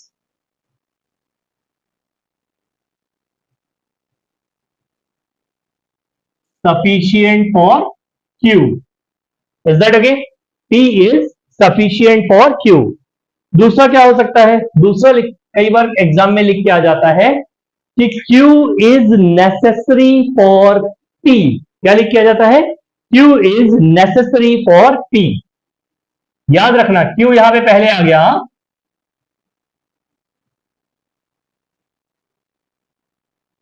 Q is necessary for P। Is that okay? Third, और क्या लिखा जा सकता है इसको, हम ये देखते हैं। ठीक है, तो थर्ड क्या है, ये हमने ऑलरेडी देखा हुआ है, that is P implies Q। Is that okay? और क्या लिख सकते हैं, ठीक है, चलो देखते हैं, let's go. Fourth, fourth one में हम क्या लिख सकते हैं, दैट इज व्हाट, फोर्थ में Q follows from P, Q follows from P। Fifth, fifth में क्या है और देखते हैं, that is P only if Q, P only if Q। तो यार अगर आपके एग्जामिनेशन पेपर में इनमें से कुछ भी लिखा हुआ है, आपसे इनमें से कुछ भी लिख के क्वेश्चन पूछा गया है, तो आपको क्या निकालना है, P implies Q। Got it? ये क्लियर है? या P कंडीशनल टू Q निकालना है। Is that okay? अब इसके बाद हम बात करेंगे फोर्थ एंड द लास्ट, नहीं लास्ट नहीं है, सेकंड लास्ट है, fourth the second last one, that is biconditional statement के बारे में बात करेंगे। तो अब हम स्टार्ट करने वाले हैं, that is biconditional statement. अच्छा, इसको एक और नाम बोलते हैं, that is known as a dual implication.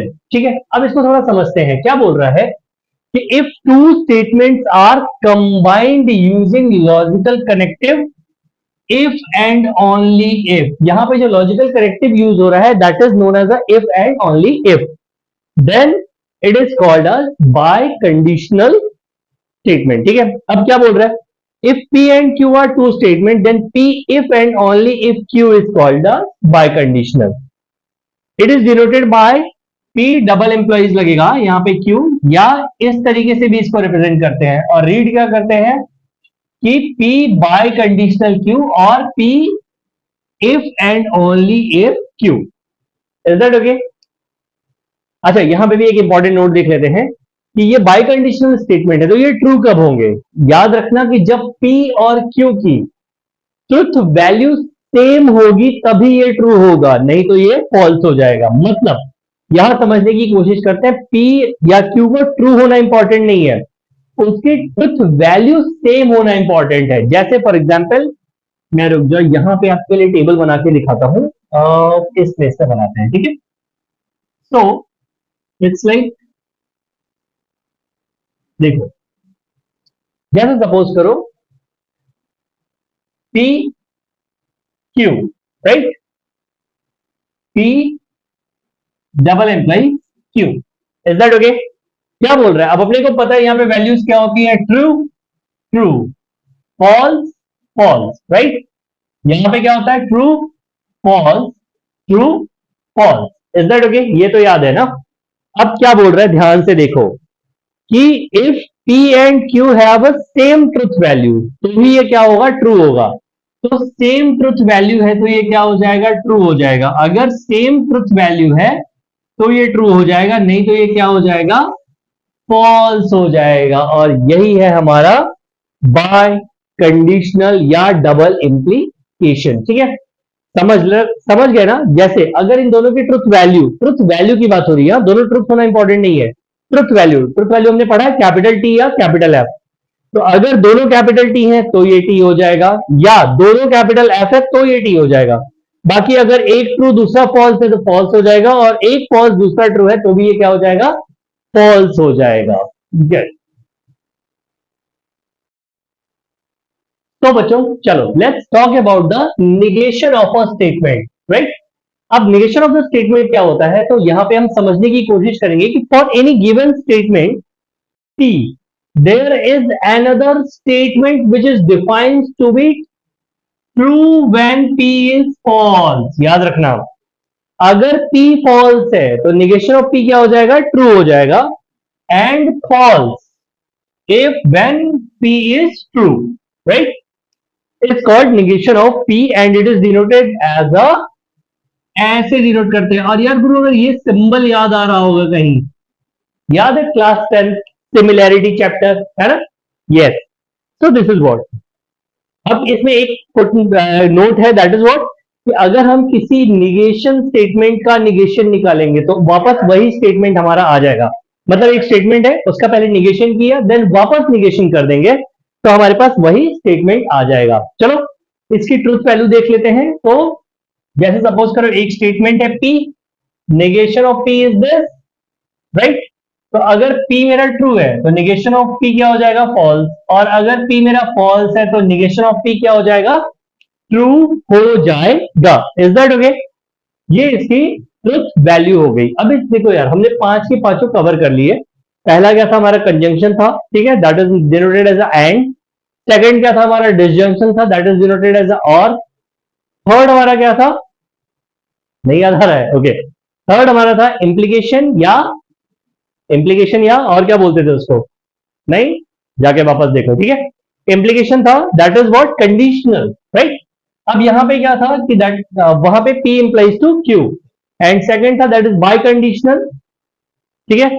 वहां पे क्या था, याद है, P एंड Q अगर दोनों ट्रू है तो ट्रू होगा, दोनों फॉल्स हैं तो ट्रू होगा, नहीं तो बाकी दोनों केसेस में फॉल्स है, ठीक है।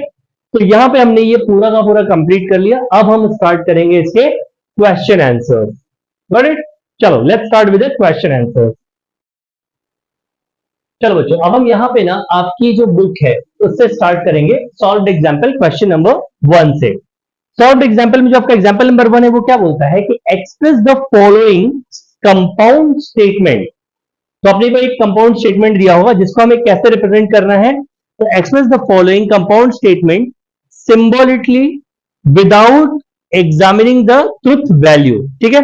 अब यहां पे अपने को ट्रुथ वैल्यू नहीं एग्जामिन करना है, जो स्टेटमेंट दिया हुआ है ना उसको सिंबॉलिक फॉर्म में सिर्फ रिप्रेजेंट करना है। तो let's start with the, okay. तो एग्जाम्पल नंबर 1 का फर्स्ट क्या बोल रहा है, स्टेटमेंट है कि 2 is an even number and 25 is a perfect square. क्या बोल रहा है, 2 is an even number and 25 is a perfect square and 25 is a perfect square। अब देखो यार बच्चों, बार बार एक ही रिक्वेस्ट करना मुझे भी अच्छा नहीं लगता, बट यार ये ट्रू है, आपको मेरे साथ सॉल्व करना होगा। जिस तरह से मैं स्टेटमेंट लिख रहा हूं, जैसे लिखूंगा वैसे ही आपको भी लिखना होगा, तो आपका यहाँ पे स्किल लेवल इंप्रूव पता चलेगा, ठीक है। तो मेक श्योर अबाउट दैट। चलो अब इस क्वेश्चन को सॉल्व करते हैं। तो यार देखो इसके सोल्यूशन में क्या हो जाएगा, सबसे पहले तो बट ऑब्वियस सी बात है, एंड लगा हुआ है, दो स्टेटमेंट है, कंपाउंड स्टेटमेंट है, ये तो हमें बहुत अच्छे से समझ में आ रहा है। तो हम क्या करेंगे, अलग अलग स्टेटमेंट्स को नाम दे देंगे। सो लेट, अब पहला स्टेटमेंट को नाम क्या देंगे, बट ऑब्वियस बात है P नाम दे देते हैं। So let P। अब P क्या हो जाएगा, P जो है हमारा पहला स्टेटमेंट है, तो लेट P। P क्या हो गया, that is two is an. अब देखो यार यहां पे जो है ये कंजंक्शन है, इसको हटा दो, सिर्फ ये हटा दो, ठीक है। तो क्या हो जाएगा, पी क्या हो गया, ये two is an even number, right. और क्यू दूसरा स्टेटमेंट हो गया, एंड हटा दिया हमने, तो 25 is a perfect square. 25 is a perfect square, ठीक है। That's it, simple. ये जो कंजंक्शन था वो हमने हटा दिया कंपाउंड स्टेटमेंट के लिए और ये लिख दिया। अब इसका सिंबॉलिक फॉर्म क्या हो जाएगा, तो बस बहुत सिंपल है, क्या लिखेंगे, द सिंबॉलिक फॉर्म इज, क्या हो जाएगा। अब देखो यार एंड लगा है तो हमें पता है क्या लगाते हैं, राइट। तो that is what, P and Q, that's it, solve हो गया, इतना ही था, ठीक है। P and Q. अब एंड का सिंबल आपको पता होना चाहिए, राइट। तो एंड का सिंबल हमारा ऐसा होता है, बस बीच में डंडी नहीं होती है ना, वेदांत प्रभु जी, बीच में डंडी नहीं होती है। चलो डन, नेक्स्ट सम की तरफ चलते हैं। चलिए अब एग्जाम्पल नंबर 1 में फर्स्ट का सेकंड देखते हैं। सेकंड क्वेश्चन क्या बोल रहा है भाई कि a school is open or there is a holiday. A school is open or there is a holiday. चलो अब जैसे पहले वाला किया था वैसे ही इसको भी करेंगे, सेम पैटर्न, पैटर्न चेंज नहीं कर रहा है, ये याद रखना। और मेरे साथ सॉल्व करते चलो, ठीक है। नहीं हो तो वीडियो ही तो है यार, थोड़ी देर पॉज कर लो, खुद सॉल्व करके देखो, फिर टैली करो कि क्या ये सही किया है मैंने, है ना। चलो लेट्स स्टार्ट। तो क्या हो जाएगा, अगेन लेट पी, पहला स्टेटमेंट। अब मैंने पहले ही बोला था जो भी अपने पास कनेक्टिव्स होंगे वो हटा देने हैं, राइट। यहाँ पे कनेक्टिव्स में क्या है, और है। और क्या था, कंजंक्शन था या डिसजंक्शन था, कंजंक्शन था या डिसजंक्शन था, कंजंक्शन था या डिसजंक्शन था भाई, ठीक है ना। और हटा देंगे, क्या हो जाएगा यहाँ पे, अ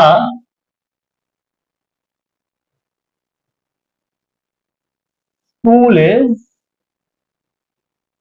ओपन और क्यू क्या हो जाएगा, there is a holiday, that's it. Yes of course, there is a holiday, right. तो अब इसका सिंबॉलिक फॉर्म क्या हो जाएगा, तो क्या लिखोगे, द सिंबॉलिक फॉर्म इज। अब याद करो यार, डिसजंक्शन या और के लिए सिंबॉलिक फॉर्म क्या था, तो एंड का ठीक उल्टा सिंबल था, याद आया। तो अब उसमें ऐसे था, ए लिख के बीच में डंडी नहीं, यहाँ पे ए का उल्टा लिखना, बीच में डंडी नहीं, पी और क्यू, दैट्स इट, ठीक है। ये समझ में आया। चलो अब हम चलेंगे क्वेश्चन नंबर 3 की तरफ, मतलब एग्जाम्पल नंबर 1 के पार्ट 3 की तरफ।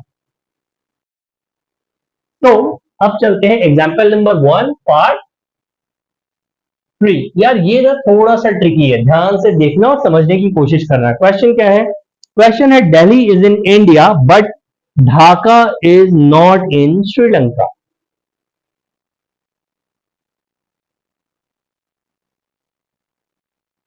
Delhi is in India but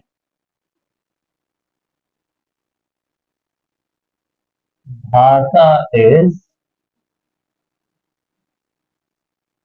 but Dhaka is not in Sri Lanka, not in Sri Lanka, capital से होना चाहिए।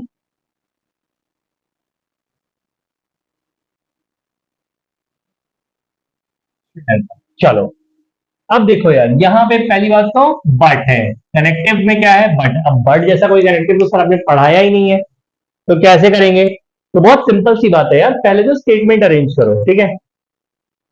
चलो स्टेटमेंट अरेंज करते हैं। अब स्टेटमेंट क्या हो जाएगा, तो दो पार्ट में बटेगा। पहला क्या हो जाएगा, Delhi is in India, so let T, T क्या बन जाएगा?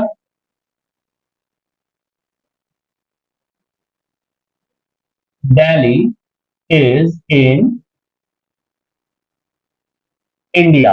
और क्यू क्या बन जाएगा यार, ये बताओ, क्यू क्या बन जाएगा? क्यू बट ऑब्वियस सी बात है, सेम स्टेटमेंट बनेगा कि ढाका इज व्हाट। अब यार देखो, यहां पे बट है और यहां पे नॉट है, राइट? ये दोनों हटा देंगे, क्या करेंगे? दोनों हटा देंगे, राइट? तो यहां पे हम बना देंगे ढाका इज इन व्हाट, यहां पे हम बना देंगे Dhaka is in Sri Lanka.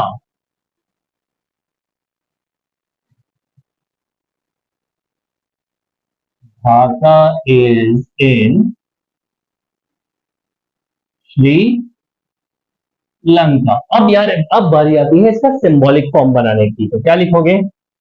The symbolic form is, अब देखो यार, यहां पे नॉट था, ये चूंकि हमने स्टेटमेंट अरेंज करने के हिसाब से किया था, तो यहां पे आएगा पी, और स्टेटमेंट को जो है वो सम एंड जोड़ रहा है, not Q, right?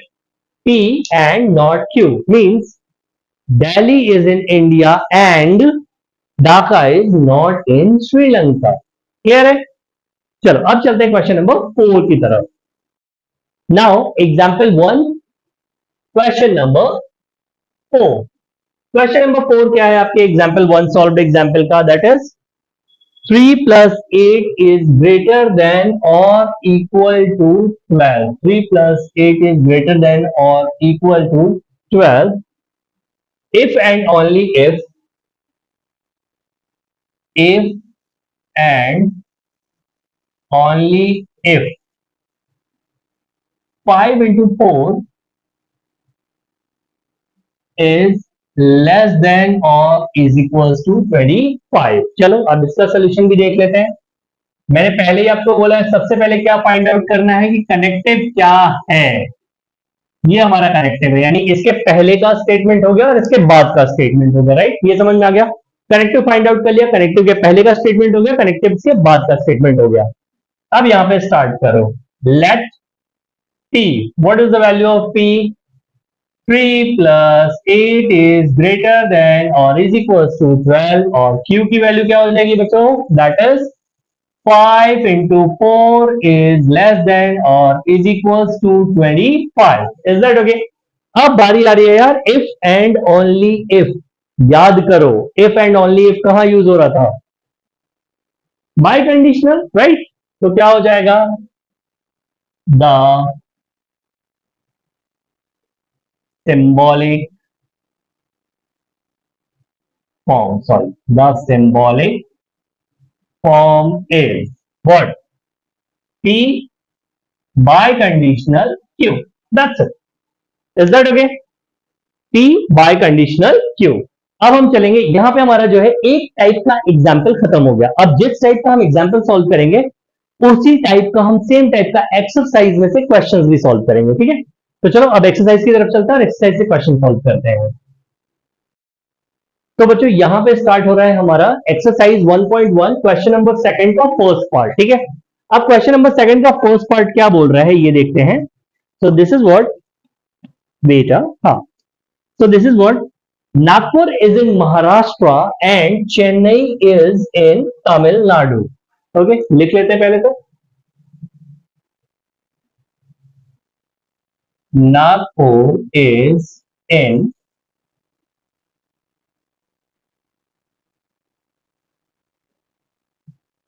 Maharashtra and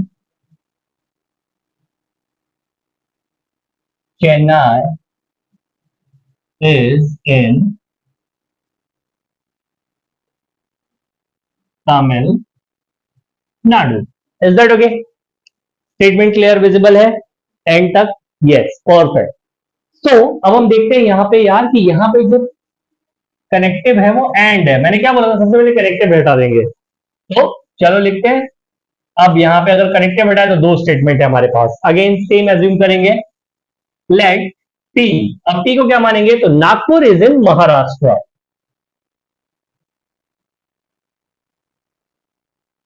Nagpur is in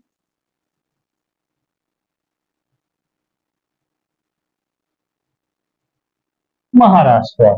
And Q is what? That is Chennai is in Tamil Nadu. Chennai is in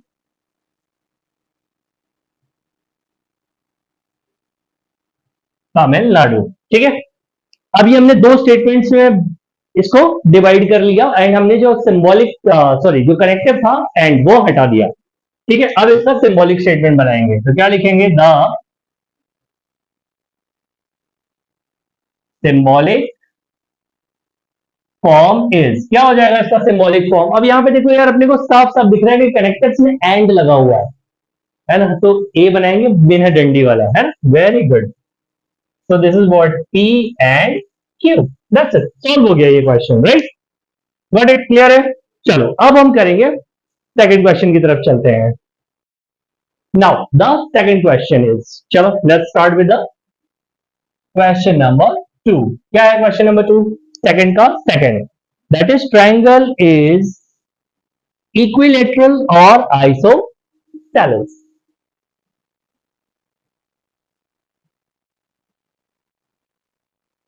triangle is equilateral or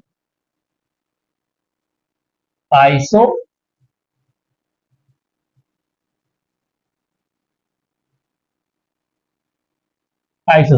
okay. चलो इसका भी सोल्यूशन देख लेते हैं. कनेक्टिव ढूंढो सबसे पहले. कनेक्टिव इज और, तो सबसे पहले क्या करेंगे? और हटाएंगे. ठीक है. और दो स्टेटमेंट लिखेंगे. Late P. पी क्या हो जाएगा? That is triangle is equilateral. और क्यू अगला स्टेटमेंट. क्यू क्या हो जाएगा हमारा? और के बाद क्या बचा? आइसोसेलेस. बट सिर्फ आइसोसेलेस लिख सकते हैं क्या? नहीं लिख सकते ना. तो क्या लिखेंगे? ट्रायंगल इज इक्विलैटरल लिखा और हटाया. अब ट्रायंगल इज आइसोसेलेस लिख देंगे. गुड.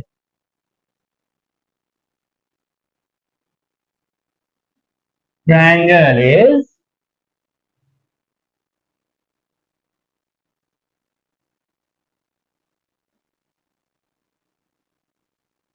आइसोसेलेस. ठीक है. अब क्या हो जाएगा इसका symbolic form?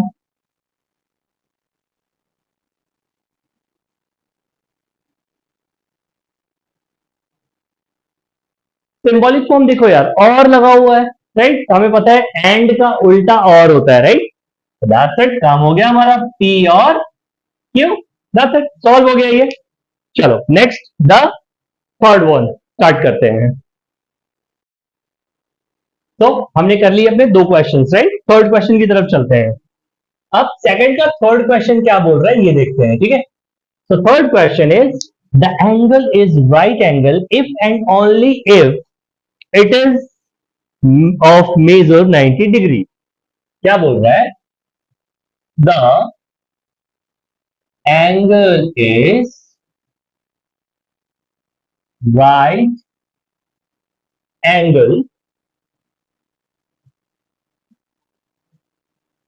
if and only if it is of measure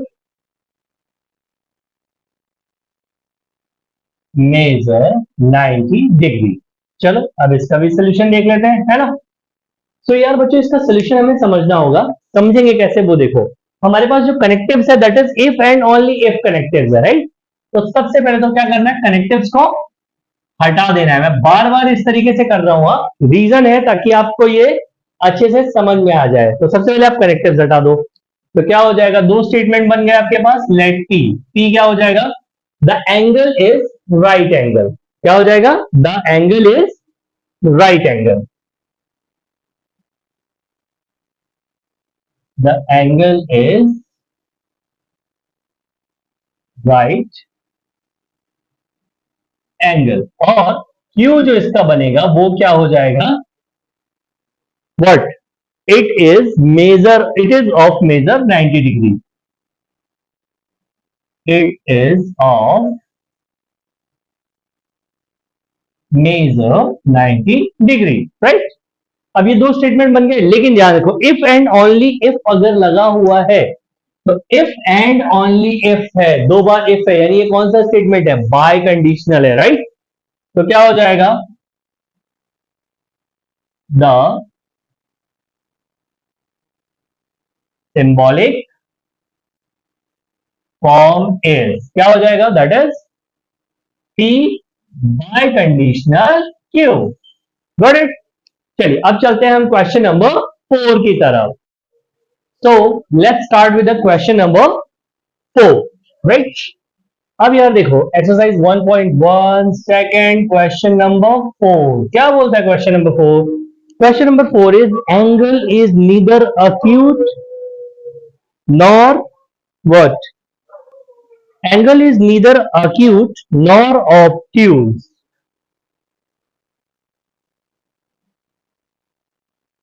angle is neither acute nor obtuse। अब यहां पे देखो यार एक नया वर्ड आ गया, कंजंक्शन, कंजंक्शन नहीं यार, क्या कनेक्टिव्स में नीदर एंड नॉर, क्या नीदर एंड नॉर में हमने कुछ पढ़ा है, नहीं पढ़ा है, राइट? बट ये हमें पता है कि यार ये दोनों निगेशन को रिप्रेजेंट करते हैं, यानी नो को रिप्रेजेंट करते हैं। तो बहुत सिंपल सी बात है, इसका सोल्यूशन कैसे लिखेंगे पहले तो ये देखते हैं। तो सबसे पहले हम ये समझने की कोशिश करेंगे कि इसको लिखना कैसे है। तो बट ऑब्वियस सी बात है, क्या करेंगे, जो कनेक्टिव है उसको हटा दो, राइट? तो यहां पे क्या हो जाएगा, P, पहला स्टेटमेंट P क्या हो जाएगा, the angle is acute, angle is acute, right? Q क्या हो जाएगा, same angle is obtuse, angle is obtuse. ये क्लियर हुआ, पहले ये समझो, ठीक है? नीदर एंड नॉट दोनों कनेक्टिव्स हमने हटा दिए। अब ये हमें बहुत अच्छे से पता है कि ये दोनों कनेक्टिव्स जो है वो निगेशन को रिप्रेजेंट करते हैं, और नॉर जो है वो किसको रिप्रेजेंट करता है यार, और को रिप्रेजेंट करता है या एंड को रिप्रेजेंट करता है, ठीक है? तो ये और को रिप्रेजेंट करता है, और का उल्टा क्या होता है, एंड होता है, राइट? तो क्या हो जाएगा, द सिंबॉलिक फॉर्म ए, क्या हो जाएगा, अब इसका निगेशन है ये, तो क्या हो जाएगा, negation of P and negation of Q हो जाएगा। समझ में आया क्या यहाँ पे, negation of P and negation of Q क्यों हुआ, क्योंकि ये दोनों पहली बात तो निगेटिव को रिप्रेजेंट कर रहा था, दूसरी बात हमने जो सेंटेंस लिया, जो स्टेटमेंट लिया वो पॉजिटिव लिया, तो इसका निगेशन बनाएंगे, राइट? साथ ही साथ नॉर है, अब इसका भी तो अपोजिट होगा, अगर ये, तो डिसजंक्शन का अपोजिट क्या होता है, दैट इज कंजंक्शन, है ना? क्लियर है? चलो चलते हैं सम नंबर, मतलब सेकंड का सम नंबर 5। तो अब सेकंड का पार्ट 5, चलो 5th पार्ट क्या बोल रहा है, क्वेश्चन देखें कहां गया question. If triangle ABC is right angled at B, then measurement of angle A and measurement of angle C is 90 degree। चलो लो बनाते हैं। A triangle ABC is right angle at B, right angled at B, then measurement of angle A plus measurement of angle C is equals to 90 degree। Is that okay? Question दिख रहा है, clear? Yes of course. चलो अब यहां पे बात करते हैं हम इसके सोल्यूशन की। सोल्यूशन क्या बोलता है यार, देखो अब सबसे पहले हम यहां पे देखेंगे कि हम स्टेटमेंट क्या क्या हटा सकते हैं। तो इफ एंड देन, याद है इफ देन, कौन सा स्टेटमेंट था? Anybody have idea? That is what implies था, है ना? याद आ रहा है? Conditional, yes. तो यहां पे कनेक्टिव में ये है और ये है यार, दोनों को हटा देंगे, ठीक है? तो अगेन स्टेटमेंट लिखना स्टार्ट करो, क्या हो जाएगा? Let P triangle A B C is A B C. कितने गए यार? मिल गए, दीदार मिल गए, right? Triangle A B C is right angle, okay? Right angle लिखेंगे या राइट एंगल ट्रायंगल लिखेंगे? Right angle, right angle at B लिखेंगे, राइट? ये लिख दिया। नाउ क्यू, क्यू क्या हो जाएगा? दैट इज व्हाट की सेकंड स्टेटमेंट क्या हो जाएगा? Measurement of A, measurement of angle A plus measurement of angle C is equal to 90 degree. अब ये दो स्टेटमेंट हो गए, बट ये दोनों क्या है? एक दूसरे के लिए, अबे एक दूसरे के लिए नहीं है यार, इफ देन है। तो क्या है? कंडीशनल स्टेटमेंट है भाई। ओके, सो क्या हो जाएगा? द सिंबॉलिक फॉर्म इज, क्या है इसका symbolic form? P implies Q, got it? P implies Q, ये समझ में आया? क्लियर है? चलो अब देखते हैं सम नंबर। सो सेकंड का 6, चलो सेकंड का 6 क्या बोल रहा है? बोल रहा है Hima Das wins gold medal if and only if she run fast. चलो देखते हैं। Okay, Hima Das wins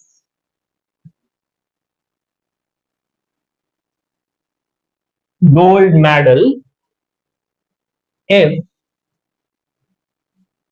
and only if and only if she run fast।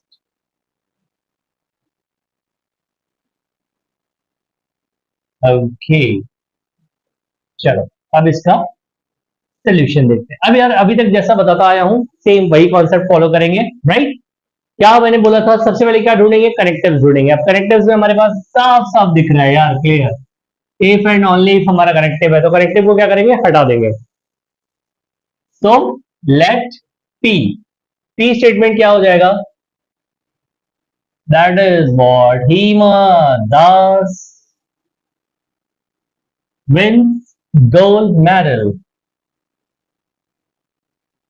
Gold medal, right? अब क्यू क्या हो जाएगा हमारे पास?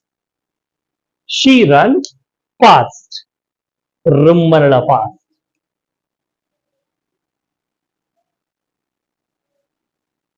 She run fast. चलो अब देखते हैं ये बनेगा कैसे। तो इफ एंड ओनली इफ दिया हुआ है। अब यार अगर इफ एंड ओनली इफ दिया हुआ है तो हमें बहुत अच्छे से पता है कि ये स्टेटमेंट क्या हो जाएगा। अब बताओ मुझे, ये कंडीशनल है या बाई कंडीशनल है? बट ऑब्वियस सी बात है, ये कंडीशनल है। तो क्या हो जाएगा? द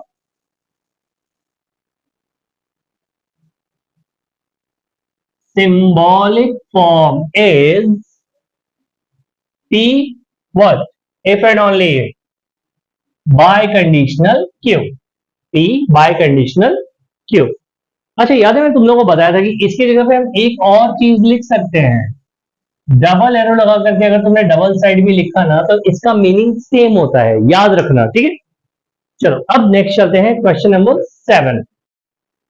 तो क्वेश्चन नंबर सेकंड का part 7, right? And I think ये लास्ट है। हाँ, वाओ, लास्ट है। चलो, सो x is not irrational number, x is not irrational number, right? But oh, connectives है ना? But is a square of, but is a, but is a square of N integer. ठीक है, clear है। चलो अब इसको सॉल्व करके देखते हैं यार, ये कैसे होगा। Any idea? वीडियो पॉज करो, खुद से करके देखो क्या ये जम रहा है तुम्हें। तो यार देखो, अब यहाँ पे हमारे पास दो स्टेटमेंट हो गए। कौन कौन से हो गए? पहली बात तो यहाँ पे बट लगा हुआ है। मैंने पहले ही बोला था कि अगर कंजंक्शन में बट आ गया तो हम उसको क्या करेंगे? याद आया कुछ? यस, नॉट के साथ क्या करेंगे? उसको रिप्लेस कर देंगे। तो क्या हो जाएगा? पहला स्टेटमेंट बनेगा P, that is what X is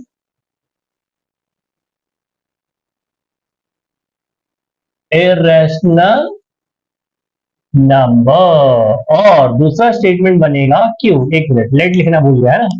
याद रखना, मेरे साथ में बार बार इसलिए बोलता हूं लिखते चलो ताकि आप कुछ भी भूलो नहीं। राइट, मेरे साथ लिखो, मेरे साथ प्रैक्टिस करो, है ना। हम साथ में टॉप करेंगे।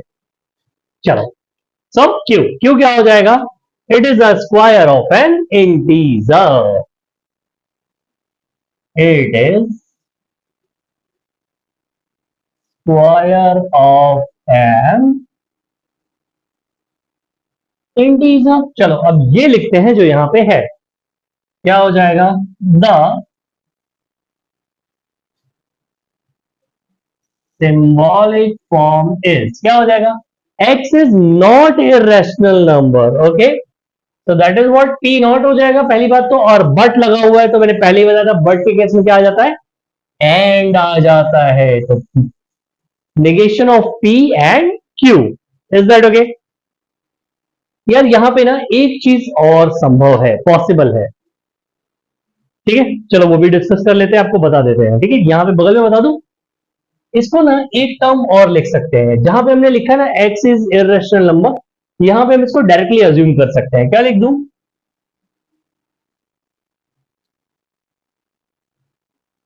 जहां पे हमने लिखा ना एक्स इज इरेशनल नंबर, यहां पे हम इसको डायरेक्टली लिख दें अगर कि एक्स इज नॉट अ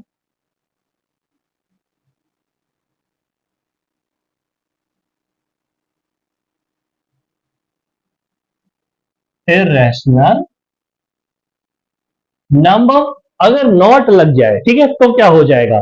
तो जो इसका सिंबॉलिक फॉर्म हो जाएगा ना, वो हो जाएगा हमारा, अब यहां पे नॉट निगेशन था, निगेशन ही हट जाएगा, तो ये हमारा डायरेक्टली हो जाएगा P एंड Q। और हम इसको दोनों तरीके से लिख सकते हैं। अगर नॉट आपने यूज किया स्टेटमेंट में तो यहां पे निगेशन नहीं होगा, और अगर यहां पे यूज नहीं किया तो यहां पे निगेशन आ जाएगा। That's it, is that clear? So हमारा यहां पे एक टाइप ऑफ सम जो है वो कंप्लीट होता है, जिसका हमने सॉल्व एग्जांपल भी कर लिया और एक्सरसाइज भी कर ली। अब हम चलेंगे सेकंड टाइप ऑफ सम की तरफ। ठीक है, तो अगेन सेम सीक्वेंस, पहले उसका सॉल्व एग्जांपल कंप्लीट करेंगे, देन उसकी एक्सरसाइज सॉल्व करेंगे। ओके, चलो let's start. So let's start with the book का solved example है। ये ध्यान देना, ये एग्जाम्पल है, सॉल्व्ड एग्जाम्पल। ठीक है, सेकंड का फर्स्ट क्वेश्चन। चलो गुरु, सेकंड का फर्स्ट क्वेश्चन क्या बोलता है? बोलता है थ्री इज, अच्छा ये पहले क्वेश्चन समझ लेते हैं। क्वेश्चन ये है कि right the truth value of the following statement. अभी तक हम क्या कर रहे थे? हम ट्रुथ वैल्यू नहीं निकाल रहे थे, अभी तक हम सिर्फ स्टेटमेंट का सिंबॉलिक फॉर्म लिख रहे थे इसके पहले। अब हमें उस स्टेटमेंट की ट्रुथ वैल्यू भी निकालनी होगी। अब यहां पे आपका एक्चुअली जो हमने ट्रुथ टेबल पढ़ी थी ना, वो यूज होगी। ठीक है, तो चलो लेट्स स्टार्ट, देखते हैं ट्रुथ टेबल हमें किस हद तक हेल्प करती है। चलो, now question is three is a prime number and four is a rational number. चलो देख लेते हैं। Three is a prime number and 4 is what? 4 is a rational number। ठीक है, अभी तक देखो यार, स्टेटमेंट जिस तरह से था हम उसी तरीके से उसको सिंबॉलिक फॉर्म में सिर्फ लिख दे रहे थे, बट अब यहां पे ना हम स्टेटमेंट को रिप्रेजेंट भी करेंगे। सो और उसकी ट्रुथ वैल्यू भी निकालेंगे। चलो let's start with the solution. तो क्या हो जाएगा, जो सीक्वेंस फॉलो कर रहे थे वही सीक्वेंस फॉलो करेंगे, लेट पी। अब पी क्या हो जाएगा, मैंने पहले ही बोला था सबसे पहले क्या ढूंढना है, कनेक्टिव ढूंढना है, कनेक्टिव हटा देना है, तो क्या हो जाएगा P 3 is a prime number, right. And statement अगला क्या है हमारा, दैट इज क्यू। क्यू क्या है, 4 is a rational number, 4 is a rational number. Is that okay? So 3 is a prime number and 4 is a rational number. चलो अब इसको set करते हैं, कैसे सेट करेंगे। तो सबसे पहले यार देखो यहां पे क्या करना पड़ेगा, हम इसको क्या करेंगे, पहले तो हम इसका सबसे पहले सिंबॉलिक फॉर्म लिखेंगे। तो क्या होगा, द सिंबॉलिक फॉर्म इज, क्या हो जाएगा सिंबॉलिक फॉर्म। अब देखो यार एंड लगा हुआ है, तो P एंड ए बिना डंडी का एंड Q, राइट। ये तो हो गया हमारा सिंबॉलिक फॉर्म। अब हम यहां पे चेक करेंगे गुरु इसकी ट्रुथ वैल्यू। अब ट्रुथ वैल्यू कैसे चेक करते हैं, तो पहले तो हम पहला स्टेटमेंट रीड करेंगे, 3 इज अ प्राइम नंबर। क्या 3 एक प्राइम नंबर है, ये स्टेटमेंट ट्रू है या फॉल्स है, ऑफकोर्स ट्रू है। और अगर ये स्टेटमेंट ट्रू है तो इसकी ट्रुथ वैल्यू क्या हो जाएगी, दैट इज कैपिटल टी, याद है। और 4 इज अ रैशनल नंबर, यार गुरु ये भी तो ट्रू ही है, 4 को 4/1 लिख सकते हैं। और रैशनल नंबर की डेफिनेशन क्या है, a rational number is a number which we can represent in the form of p upon q, where p and q both are integer and q is not is equals to 0। याद आया, yes। तो 4 को हम 4/1 लिख सकते हैं, sorted. चलो so let's write, क्या लिखा जाए बताओ यहाँ पे। तो लिखते हैं यहाँ पे कि the truth value of, लिखता हूं आपके लिए, okay, the truth value of P and Q, the truth value of P and Q, what, क्या है P and Q की, तो अरे दोनों की ट्रू है ना, तो capital T, the truth value of P and Q are capital T and capital T, right, respectively।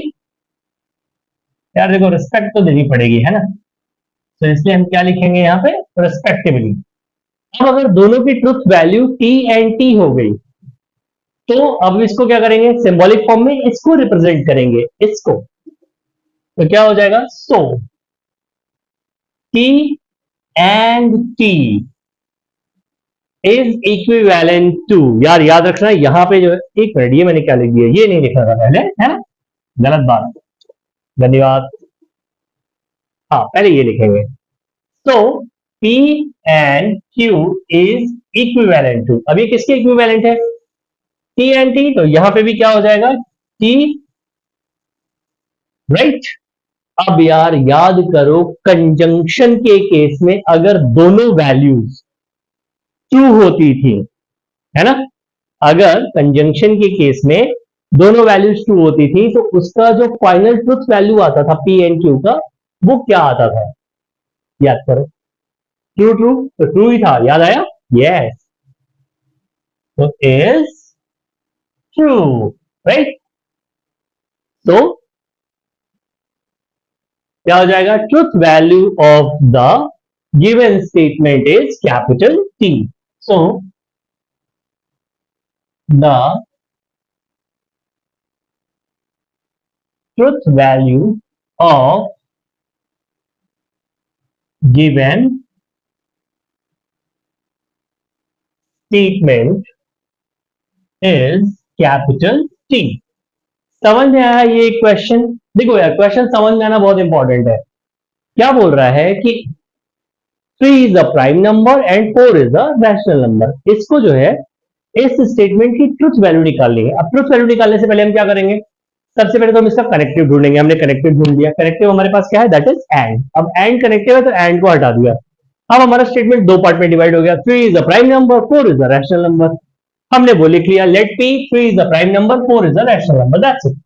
अब ये लिखने के बाद हम सबसे पहले जो अभी तक करते हैं वही करेंगे, दैट इज व्हाट, कि the symbolic form is P and Q. हमने इसका सिंबॉलिक फॉर्म लिख दिया। अब सिंबॉलिक फॉर्म लिखने के बाद हमारा प्राइम काम क्या था, ट्रुथ वैल्यू निकालना था। हम इन दोनों स्टेटमेंट की ट्रुथ वैल्यू को चेक करेंगे गुरु। अब चेक कैसे करेंगे, तो क्या लिखा, the truth value of P. अब देखो यार, 3 एक प्राइम नंबर है, यस ऑफ कोर्स है सर, बचपन से पढ़ा है हमने। और 4 इज अ रैशनल नंबर, ये भी है, ये भी अभी थोड़ी देर पहले पढ़ा है ना, रैशनल नंबर की डेफिनेशन के साथ पढ़ा। So the truth value of P and Q is T and T respectively। यहाँ पे ये खत्म होता है। याद रखना इज इक्वल टू का साइन यहाँ पे कभी नहीं लगा देना, ऑलवेज इट्स अ तीन डंडी आएगी, साइन कहलाएगा equivalent to, right. So P and Q equivalent to T and T। अब हमें देखना है, याद करना है कि कंजंक्शन में जाएंगे। अब कंजंक्शन का साइन लगा हुआ है, कंजंक्शन के केस में T and T की वैल्यू क्या थी, तो अपने को पता है कि कंजंक्शन के केस में सिर्फ एक ही केस था जहां पे वो वैल्यू ट्रू थी, that is T and T. तो टी एंड टी की वैल्यू ट्रू ट्रू होगी, कैपिटल टू, यानी कि ये पूरा का पूरा स्टेटमेंट जो है उसकी ट्रुथ वैल्यू क्या हो गई, कैपिटल टी, यानी कि ट्रू। तो the truth value of the given statement is capital T, that's it. इतना ही है क्वेश्चन, ठीक है। चलो क्वेश्चन नंबर 2 की तरफ चलते हैं। So guys, let's start with the example number 2 का क्वेश्चन नंबर 2। चलिए देखते हैं क्या क्वेश्चन। तो the question is all flowers are red or all cows are black। Okay, all flowers are red or all cows are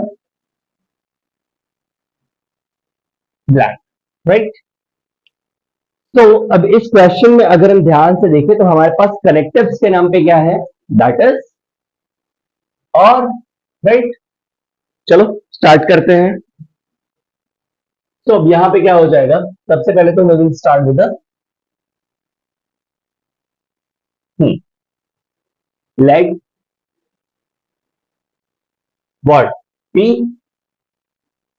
और connectives है उसको हटा देंगे, राइट। तो क्या हो जाएगा, ऑल फ्लावर्स आर रेड,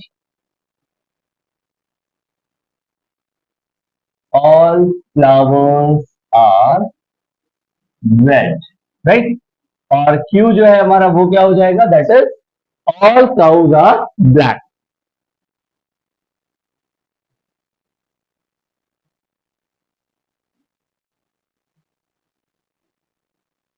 ये तो क्लियर है हमें, बराबर है। अब इसका बनाएंगे क्या, सबसे पहले याद है सीक्वेंस अपने को याद होगा, इसका क्या बनाएंगे, सिंबॉलिक फॉर्म बनाएंगे। अब सिंबॉलिक फॉर्म क्या होता है, चलिए देखते हैं। तो द सिंबॉलिक फॉर्म इज क्या हो जाएगा। अब यार देखो, हम यहाँ पे स्टेटमेंट ट्रू या फॉल्स नहीं देखते, हम यहाँ पे सिर्फ सिंबॉलिक फॉर्म देखते हैं कि क्या होगा, दैट्स इट। तो एक स्टेटमेंट ये है, एक स्टेटमेंट ये है, और से जुड़ा हुआ है, वो कनेक्टिव्स में और है, तो क्या हो जाएगा, पी और Q. Is that okay, clear है यहां तक। चलो अब चलो इसकी ट्रुथ वैल्यू चेक करते हैं। तो क्या है, क्या सारे के सारे फूल रेड कलर के होते हैं, क्या सारे के सारे फूल जो है वो रेड कलर के होते हैं, तो ऑफकोर्स नॉट यार, सारे के सारे फ्लावर रेड कलर के कैसे हो सकते हैं ना, और भी कलर होते हैं ना फ्लावर्स में। तो मेरा पहला स्टेटमेंट क्या हो गया, फॉल्स हो गया। And all cows are black. अब सारे के सारे जो काउज है वो क्या ब्लैक होते हैं, नहीं, वो भी व्हाइट होते हैं, कुछ रेड कलर के भी होते हैं, है ना। चलो तो क्या हो जाएगा,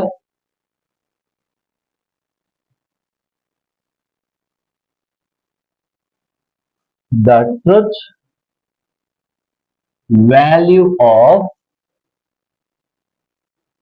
P and Q R F and F respectively,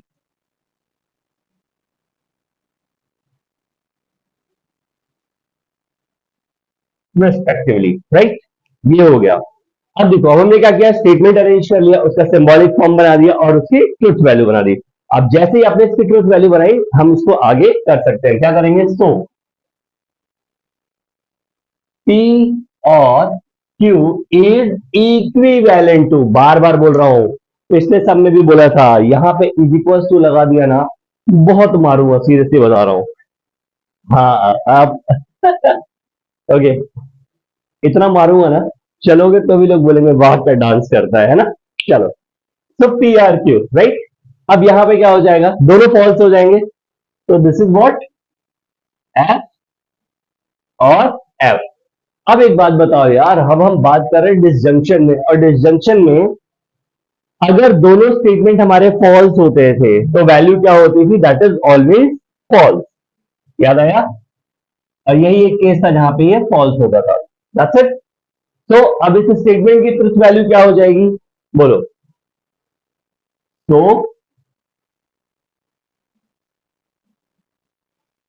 truth value of given statement is false, that's it, capital F, right. Clear है, समझ में आ गया। चलो अब चलते हैं सम नंबर 3 की तरफ। तो for example to part 3, question number 3, चलो देखते हैं क्या है क्वेश्चन नंबर 3। क्वेश्चन नंबर 3 है, if Mumbai is in Maharashtra then Delhi is the capital of India. क्या बोल रहा है, if Mumbai is in Maharashtra, if Mumbai is in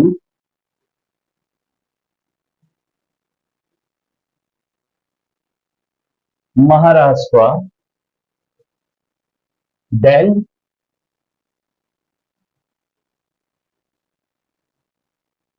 Delhi is the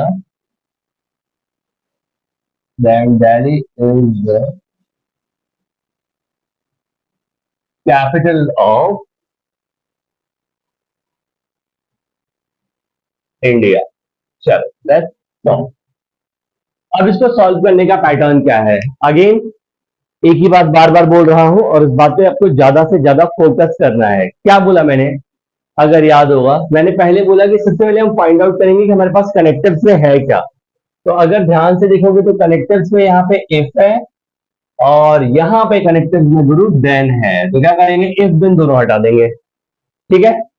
तो स्टेटमेंट फॉर्म करो, लेट पी क्या हो जाएगा, Mumbai then Maharashtra, Mumbai is in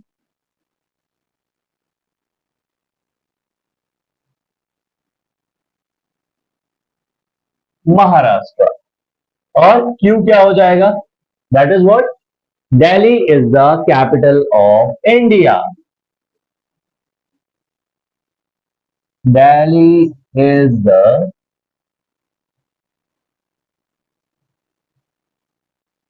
capital of India, right.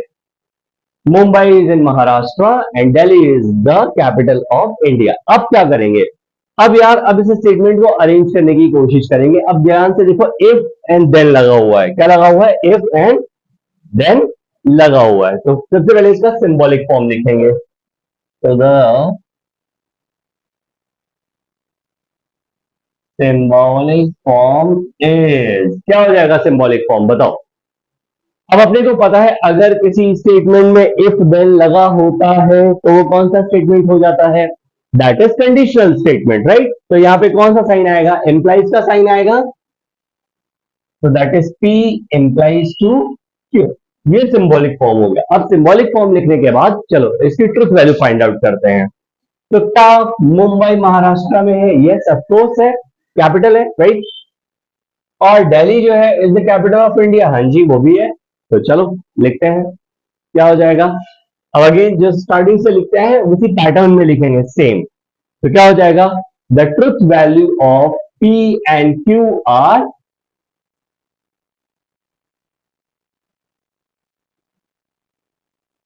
the truth value of P and Q are P and T respectively. Wow. Respectively. Is that okay? अब दोनों की truth value क्या हो गई? टी हो गई। अब यार यहां पे थोड़ा सा चेंज है। देखो P implies to Q, याद आया कुछ? यस। तो चलो देखते हैं क्या होता है ये। तो क्या हो जाएगा? बोलो। P implies to Q is equivalent to, right? P implies to T is always क्या हो जाएगा? ये कैपिटल T, ट्रू। तो वैल्यू की क्या है? ठीक है, तो क्या हो जाएगा? The truth value of the given statement is capital T। तो the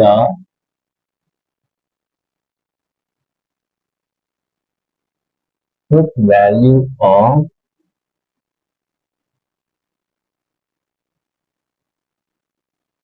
given statement is capital T। Is that okay? ये समझ में आया? चलो अब चलते हैं इसके सम नंबर 4 की तरफ।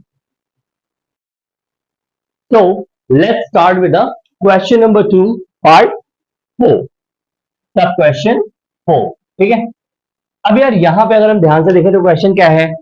The milk is white if and only if the sun rises in the east. क्या बोल रहा है?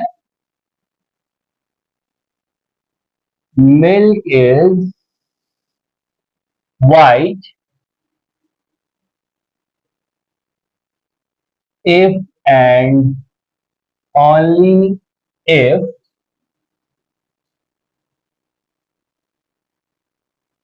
the sun rises in the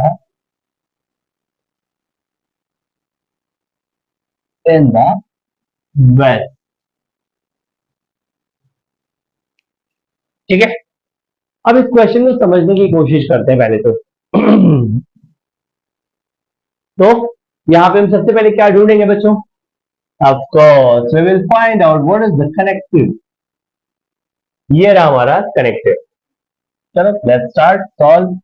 मैंने पहले ही बोला था सबसे पहले क्या करेंगे? कनेक्टिव हटा देंगे। तो कनेक्टिव हटा दो। कनेक्टिव हटा दिया तो क्या हो गया? Late P. अब पी क्या हो जाएगा?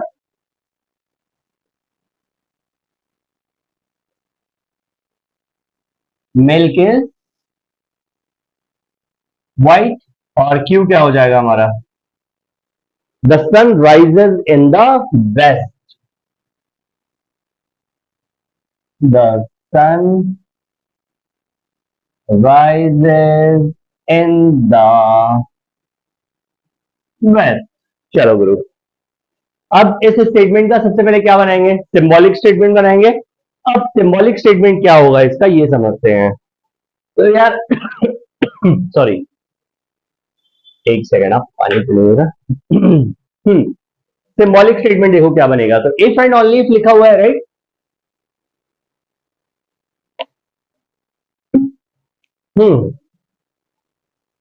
तो इसको कैसे करेंगे बताओ? तो क्या हो जाएगा? द सिंबॉलिक फॉर्म इज, क्या हो जाएगा सिंबॉलिक फॉर्म? अब यार इफ एंड ओनली इफ है तो ये क्या हो जाएगा? ये डबल इंप्लाइज है, बाई कंडीशनल है ना। यानी कि ये ऐसा बन जाएगा। Is that okay? चलो अब इसकी ट्रुथ वैल्यू चेक करते हैं। तो पहला स्टेटमेंट जो है, पहला स्टेटमेंट है मिल्क इज व्हाइट, इसकी ट्रुथ वैल्यू क्या है ये बताओ? क्लियरली अपीयर हो रहा है। इसकी ट्रुथ वैल्यू क्या है? That is T. But the sun rises in the west, यार ये ट्रुथ है क्या? नहीं, ये फॉल्स है। तो क्या हो जाएगा?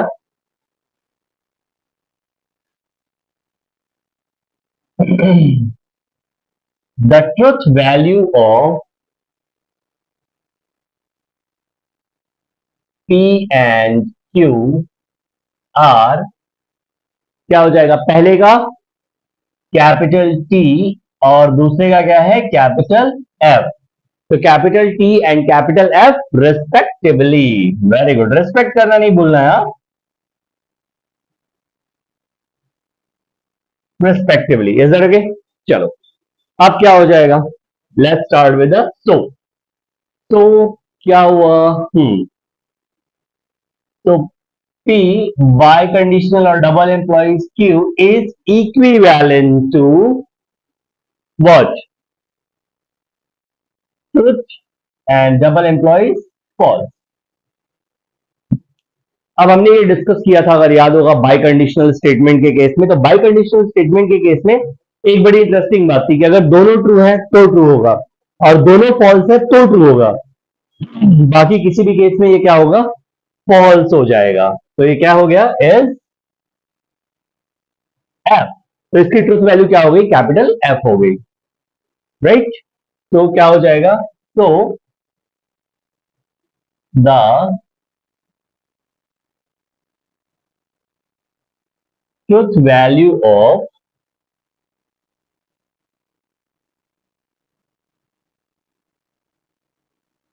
Given statement is capital F. Is that okay? चलो now we will go for the, अब हमारा ये सॉल्व्ड एग्जांपल के सारे क्वेश्चंस हो गए। अब हम चलेंगे एक्सरसाइज की तरफ। मैंने आपको पहले ही प्रॉमिस किया था कि हम कैसे करेंगे, पहले सॉल्व्ड एग्जांपल, फिर उसी पैटर्न में जो एक्सरसाइज के क्वेश्चन है वो करेंगे, देन अगेन सॉल्व्ड एग्जांपल, और उसी के पैटर्न में जो एक्सरसाइज के क्वेश्चन है वो करेंगे। अब ये सॉल्व्ड एग्जांपल हमारा पूरा कंप्लीट हो चुका है एक पैटर्न का। अब इसी पैटर्न के हम एक्सरसाइज में से सम स्टार्ट करने जा रहे हैं। so exercise 1.1 क्वेश्चन नंबर 3, और इसका first question, right, let's start. क्या बोलता है, it is odd, sorry it is not, it's not, it is, हाँ, 4 is odd or 1 is prime.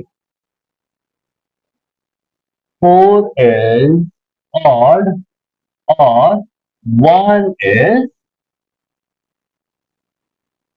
prime. चलो देखते हैं। सबसे पहले मैंने क्या बोला था, पहला काम कनेक्टिव्स हटाएंगे। यहाँ पे कनेक्टिव्स के नाम पे कौन है, और है, और हटा दो, दो स्टेटमेंट बन जाएंगे। That is what, let see, पहला स्टेटमेंट क्या हो जाएगा, 4 इज ऑड, और second statement that is Q, Q क्या है, 1 is prime, 1 is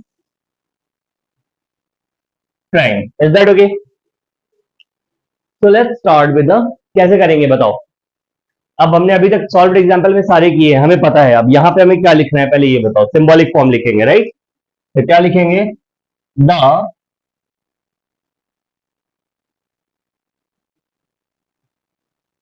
symbolic form is, और लगा हुआ है तो क्या हो जाएगा, एंड का उल्टा, याद आया, yes.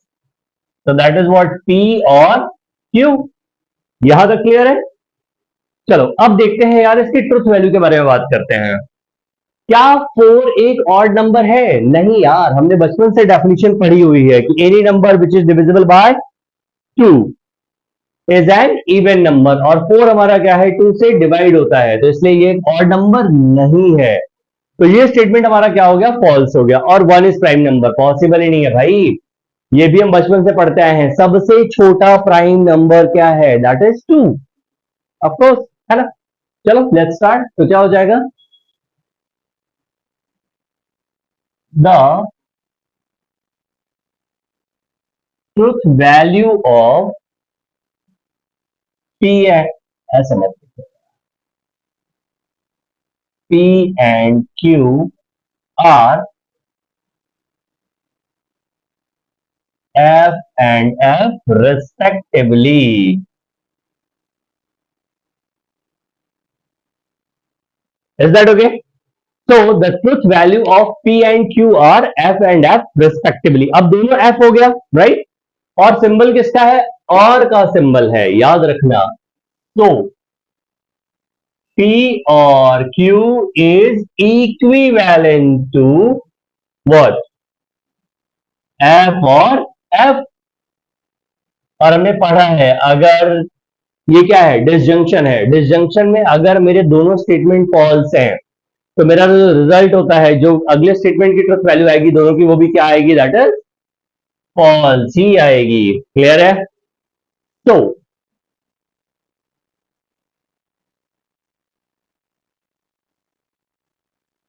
The truth value of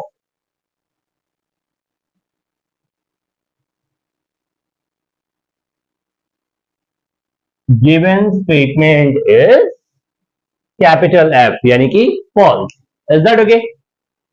clear हुआ? चलिए अब सेकंड क्वेश्चन की तरफ चलते हैं। तो नाउ सेकंड क्वेश्चन क्या है देखते हैं।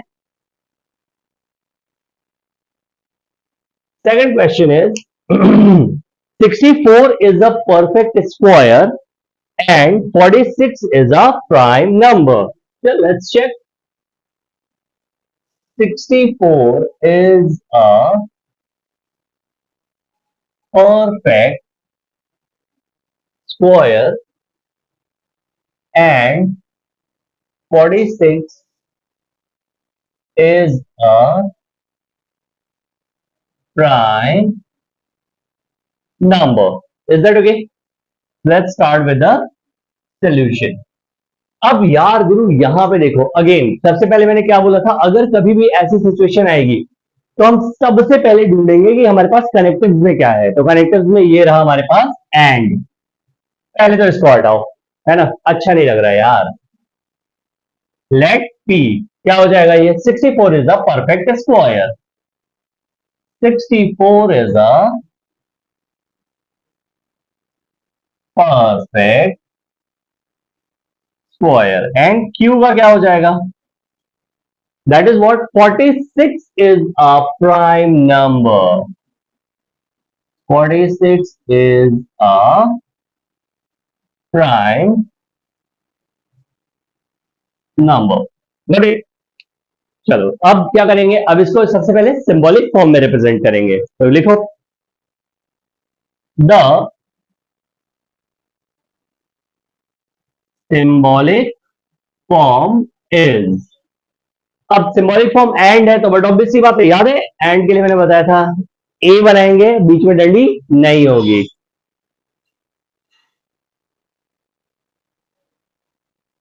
P and Q. Is that okay? ये सिंबॉलिक फॉर्म हो गया।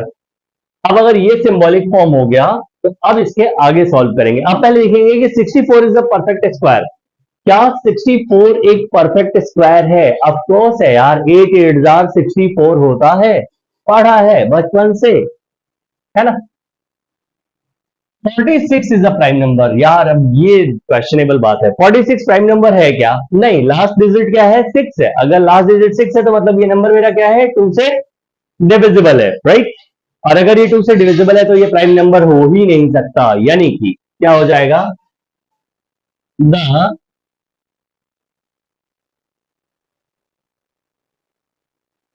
क्या हो जाएगा, P and Q are both are what, true or false? तो P is true and Q is what, false हो जाएगा, राइट। तो यहां पे हो जाएगा the truth value of P and Q is क्या हो जाएगी, the truth value of P and Q are true and false respectively।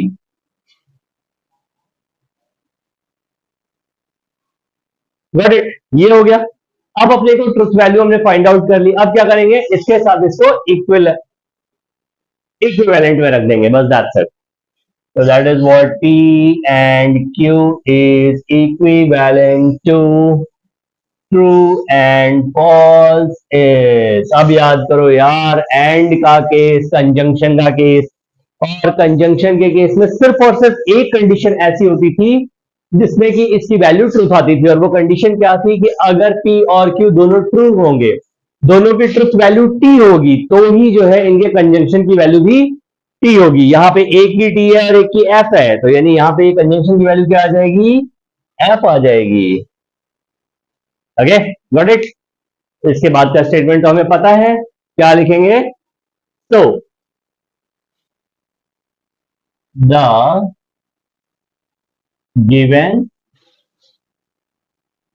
Statement is what, नहीं, so the given statement is नहीं लिखना है ना, तो the truth value of given statement is, sorry minus, अगर मैंने इसके पहले किसी में लिख लिया होगा तो सुधार लेना।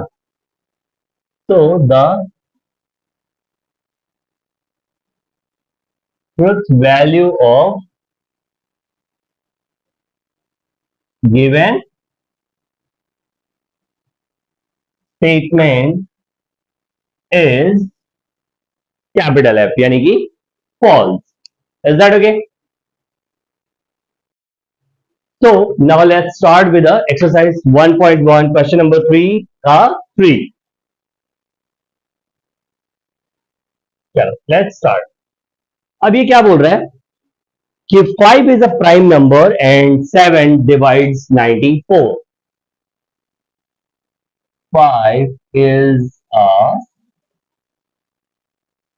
prime number and 7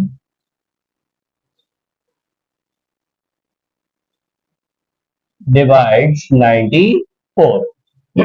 चलो अब इसको कैसे सॉल्व करेंगे, सेम वे। सबसे पहले क्या ढूंढेंगे, इसका कनेक्टिव ढूंढेंगे, कनेक्टिव मिल गया, एंड है कनेक्टिव, राइट। अब अगर कनेक्टिव एंड है तो क्या करेंगे, सबसे पहले तो वो कनेक्टिव हटाएंगे, कनेक्टिव हटाने के लिए क्या करेंगे, कुछ नहीं, दो स्टेटमेंट्स में ब्रेक डाउन करेंगे, लेट पी। अब पहला स्टेटमेंट क्या हो जाएगा, 5 is a prime number, 5 is a prime number, और दूसरा स्टेटमेंट हो जाएगा मेरा क्यू, जो कि क्या है, 7 divides 94। 7 divides 94। Is that okay? दो स्टेटमेंट बन गया हमारे, ठीक है। अब क्या करेंगे, अब सबसे पहले इनका सिंबॉलिक फॉर्म बनाएंगे। चलो क्या हो जाएगा, द सिंबॉलिक फॉर्म इज, क्या हो जाएगा सिंबॉलिक फॉर्म, बोलो बच्चों। अब यार यहाँ पे एंड है, अगेन सेम है ना, अगर ये वीडियो वेदांत देख रहा होगा तो ही कैन कोरिलेट। तो क्या करेंगे, ए बनाएंगे एंड बीच में डंडी नहीं होगी, got it. The symbolic form is what, P and Q, ये इसका क्या हो जाएगा, सिंबॉलिक फॉर्म हो जाएगा। Is that okay? चलो अब इसकी ट्रुथ वैल्यू निकालते हैं। तो यार देखो, क्या 5 इज अ प्राइम नंबर, 5 एक प्राइम नंबर है, यस हमें पता है, 2 3 5 7, राइट, ये कंटिन्यूअसली हमारे इस तरह से प्राइम नंबर्स हैं। अब सेकंड क्या है यार गुरु, दैट इज 7 डिवाइड 94। क्या 7 94 से डिवाइड, मतलब 94 7 से डिवाइड होता है, तो 7 1 7, 8 9 24 हो जाएगा, उधर नहीं जाएगा यार, है ना। तो यानी कि पहला स्टेटमेंट हमारा ट्रू है और सेकंड स्टेटमेंट हमारा फॉल्स है, तो क्या हो जाएगा, the truth value of P and Q are T, T and F respectively, T and F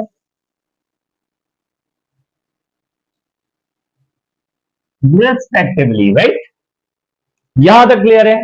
अब यार अगर ये टी एंड एफ रिस्पेक्टिवली हो गया और एंड का सिंबल है तो क्या हो जाएगा, so P and Q is equivalent to, बार बार बोल रहा हूं, ठीक है, याद रखना, that is what T and F. अब यार हमें ये भी पता है कि टी और एफ अगर हैं और बीच में कंजंक्शन लगा हुआ है तो क्या होगा, बट ऑब्वियसली बात है, स्टेटमेंट हमारा ट्रू वैल्यू क्या हो जाएगी उसकी, फॉल्स हो जाएगी, तो दैट इज व्हाट, एफ। तो the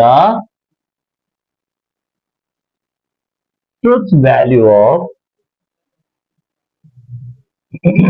given statement is what? Capital F. Is that okay? Clear है? चलो अब चलते हैं क्वेश्चन नंबर 4 की तरफ। तो क्वेश्चन नंबर 3 का सम नंबर 4, राइट? चलो लेट्स स्टार्ट। क्या बोल रहा है? It is not true that 5 minus 3i is a real number. It is not true that 5 minus 3i is a real number। Real number. चलो let's start, solve करके देखें इसको, है ना? तो कैसे सॉल्व करेंगे? Any idea? तो we will start with the, अब यार देखो यहां पे कोई ऐसा है क्या कि दो तीन स्टेटमेंट दिए हुए हैं या कुछ ऐसा है? नहीं, सिर्फ एक ही स्टेटमेंट है ना? तो क्या हो जाएगा? Let P. अब पी क्या हो जाएगा? 5 minus 3i is a real number लिख देंगे। ठीक है, क्या लिख देंगे? 5 minus 3i is a real number। क्यों? क्योंकि यहाँ पे जो कनेक्टिव यूज हो रहा है वो नॉट यूज हो रहा है, तो इसको हटा देंगे, सिर्फ ये लिख दिया, राइट? अब सिंबॉलिक फॉर्म क्या हो जाएगा? The symbolic form is, symbolic form, अब इस स्टेटमेंट का निगेशन यहां लिखा हुआ है ना, तो the symbolic form is this, right? समझ में आ रहा है?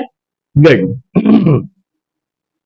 अब एक बात बताओ कि ये जो स्टेटमेंट है ये ट्रू है या फॉल्स है? पहले तो ये समझने की कोशिश करते हैं। तो क्या हो जाएगा? p की जो ट्रूथ वैल्यू है क्या होगी? ट्रू है या फॉल्स है? रियल नंबर होगा क्या 5 माइनस 3i? नहीं होगा ना। तो क्या हो जाएगा? The truth value of p is, क्या हो जाएगा? That is f। The truth value of p is f। False हो गया, राइट? तो अब इसका negation of p is equivalent to what? negation of f। और हमने पढ़ा है कि अगर किसी स्टेटमेंट का निगेशन या किसी t का निगेशन f होता है और f का निगेशन t होता है, तो f का निगेशन है तो ये क्या हो जाएगा? That is t। तो द ट्रूथ वैल्यू ऑफ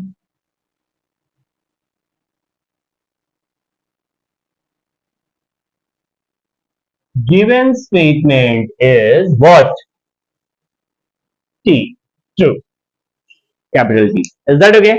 तो यार देखो जब कभी भी ऐसा आएगा ना जिसमें सिर्फ निगेशन मेंशन रहेगा तो एक ही स्टेटमेंट बनेगा, राइट? और उसमें भी हम नॉट हटा लेंगे, सिंपली वो स्टेटमेंट लिख देंगे। अब उसका सिंबॉलिक फॉर्म क्या हो जाएगा? तो क्योंकि नॉट लगा हुआ है तो ये स्टेटमेंट हमारा नॉट, तो पी नॉट हो गया, राइट? अब हम देखेंगे ट्रू है या फॉल्स है, इस स्टेटमेंट के बारे में बात करेंगे, ठीक है?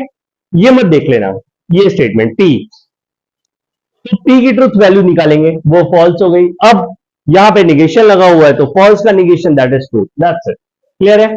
चलो अब चलते हैं क्वेश्चन नंबर 5 की तरफ।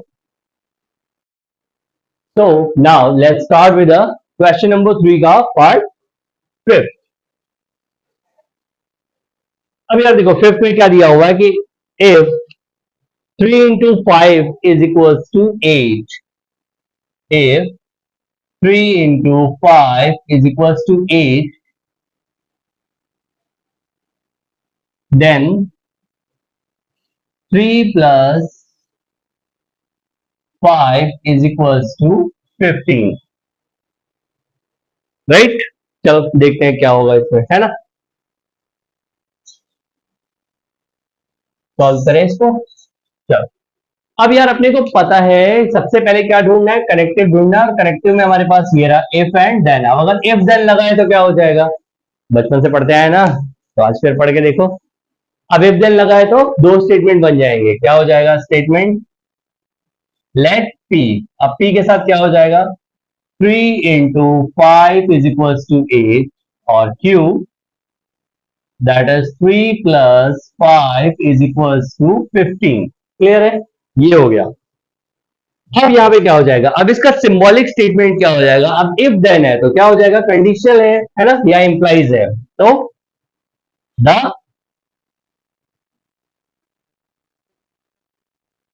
सिंबॉलिक स्टेटमेंट इज क्या हो जाएगा P implies Q। क्लियर है, यस ऑफ कोर्स क्लियर है। चलो अब दोनों की वैल्यू निकालते हैं, है ना। तो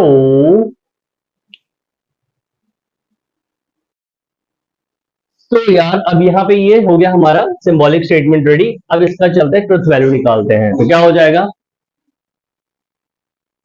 the truth value of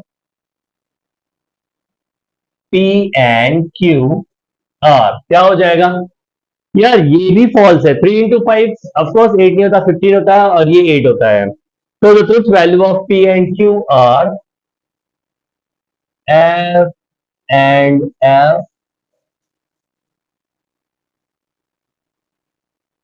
respectively, right. अब अगर ये ट्रुथ वैल्यू हो गई तो P implies Q, Q is equivalent to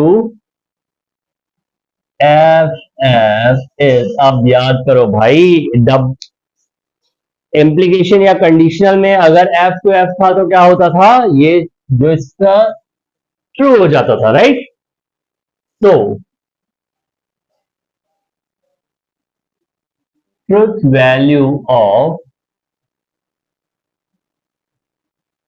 given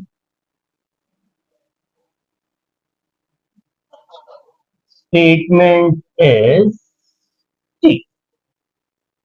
clear है, so the truth value of given statement is T।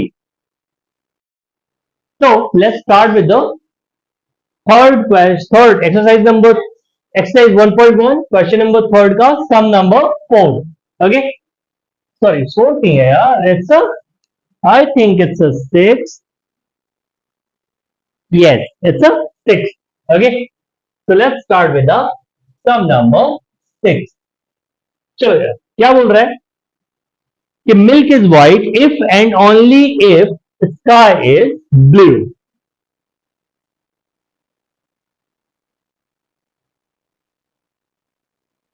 milk is white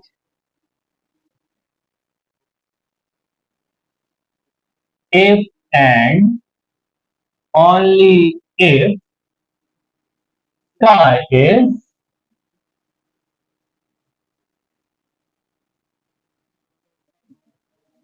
blue। Got it? चलो यार अब इसको सॉल्व करके देखते हैं, कैसे सॉल्व करेंगे। मैंने पहले ही बोला था कि सबसे पहले क्या आइडेंटिफाई करेंगे कि यहाँ पे हमारे पास कनेक्टिव्स में क्या है, तो कनेक्टिव्स में यार क्लियर दिख रहा है इफ एंड ओनली इफ, ये हमारा कनेक्टिव है। तो सबसे पहले क्या करेंगे, इसको हटा देंगे, ऑफकोर्स है ना। अब इफ एंड ओनली इफ को हटाने के लिए क्या करेंगे, so start with the let P, क्या हो जाएगा milk is white,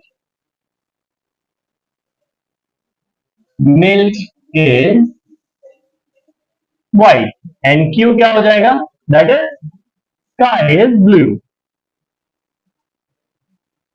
sky is blue, is that okay.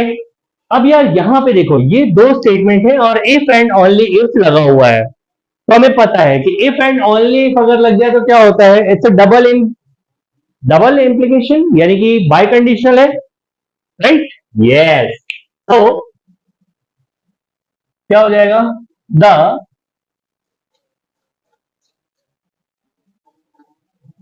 symbolic form is P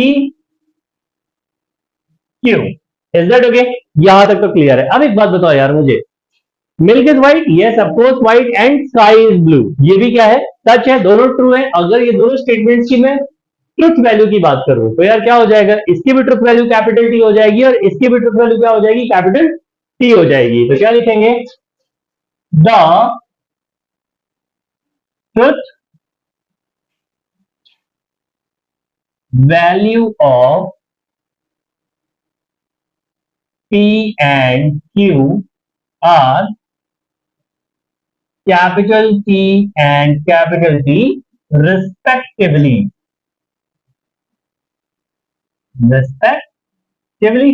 Is that okay? Right? तो अब ये यहां पे क्या हो जाएगा, P biconditional Q is equivalent to, मैं बार बार इस पे फोकस कर रहा हूं, हाँ ये याद रखना, इक्विवेलेंट टू, कोई भी किसी भी कंडीशन पे इज इक्वल टू नहीं लगा देगा, क्या हो जाएगा, P T इज, अब एक बात बताओ यार, अगर दोनों T है, अगर दोनों ट्रू है तो क्या होता था बाई कंडीशनल में, ऑलवेज ट्रू होता था। तो अब लास्ट लाइन हमारी क्या हो जाएगी बताओ, any idea, what is our last line? Yes, the given, the truth value of given statement is capital T, the truth value of given statement is capital T। Is that okay? ये समझ में आ गया? चलिए चलते हैं। So next sum is sum number 7। Now question number 3 part 7, ठीक है। अब यहां पे देखते हैं क्या है यार, कि क्वेश्चन क्या है हमारे पास, that is 24 is a composite number और 17 is a prime number. 24 is a composite number और 17 is a prime number। Clear है? स्टेटमेंट दिख रहा है आपको? Yes, good. चलो लेट्स स्टार्ट विद अब इसका सोल्यूशन स्टार्ट करते हैं। यार बचपन से पढ़ा रहा हूं, ठीक है, मतलब मैं अपने बचपन से ही पढ़ा रहा हूं, आपके बचपन से पढ़ा रहा हूं। आपको बचपन से एक ही चीज बताइए, क्या सबसे पहले क्या करना है, कनेक्टिव हटाना है और दो स्टेटमेंट में कन्वर्ट करना है इसको। लेट टी, टी क्या हो जाएगा, 24 is the composite number, 24 is a composite number. अगला स्टेटमेंट हमारे पास है क्यू, क्यू क्या हो जाएगा, 17 is a prime number, 17 is a prime number। Is that okay? चलो अब यहां पे हम क्या करेंगे, सबसे पहले हम यहां पे ये स्टेटमेंट को अरेंज करने की कोशिश करेंगे, ठीक है। अब इस स्टेटमेंट को अरेंज कैसे करेंगे, तो अपने को पता है यार कि ये बीच में क्या लगा हुआ है, और लगा हुआ है, राइट। तो क्या हो जाएगा, the symbolic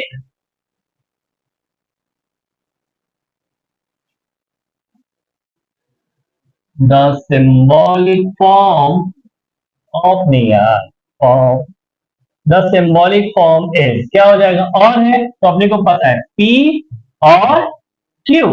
is that okay? And का अपोजिट और होता है, P और Q हो गया, राइट। चलो अब देखते हैं यार कि इसका जो है ट्रुथ वैल्यू निकालना पड़ेगा, राइट।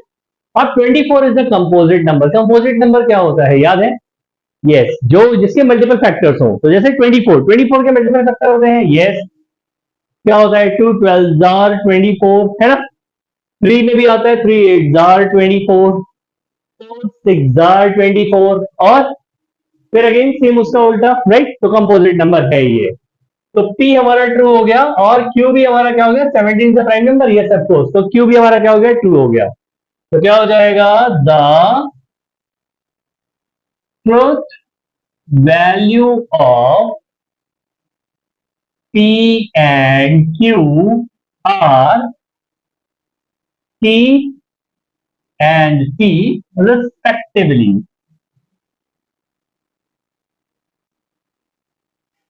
कोई भी रिस्पेक्ट देना नहीं भूलेगा, always mention respectively. Got it? चलो, तो अब ये हो गया। तो P और Q, या P कंजंक्शन है, डिसजंक्शन है? डिसजंक्शन है, right? Is true, disjunction true is. अब याद करो, अगर ट्रू ट्रू होता था तो इसमें क्या होता था? अब तो ये ट्रू ही होता है, इट इज ट्रू। तो क्या हो जाएगा? तो the truth value of the given statement is capital T। तो the truth value of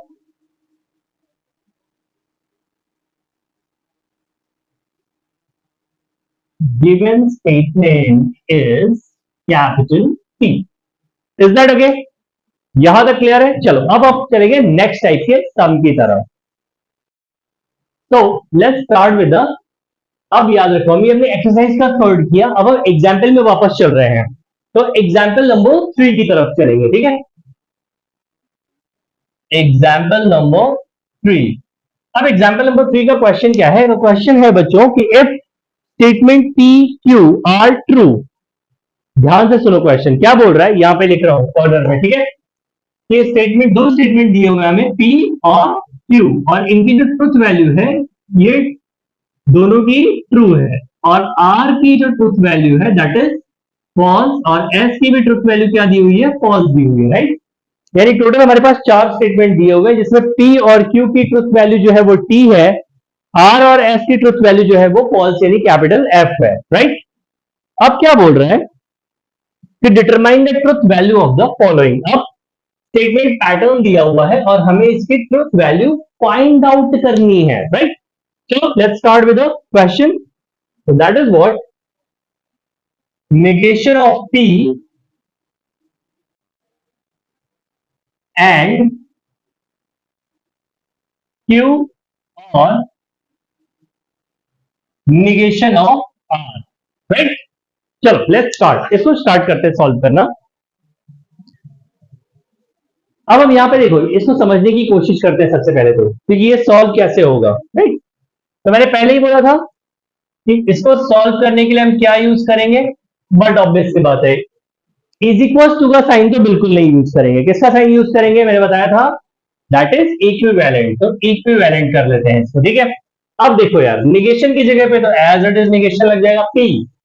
P की ट्रुथ वैल्यू क्या है? कैपिटल T है, राइट? तो P की जगह पे क्या लिखेंगे? Capital T।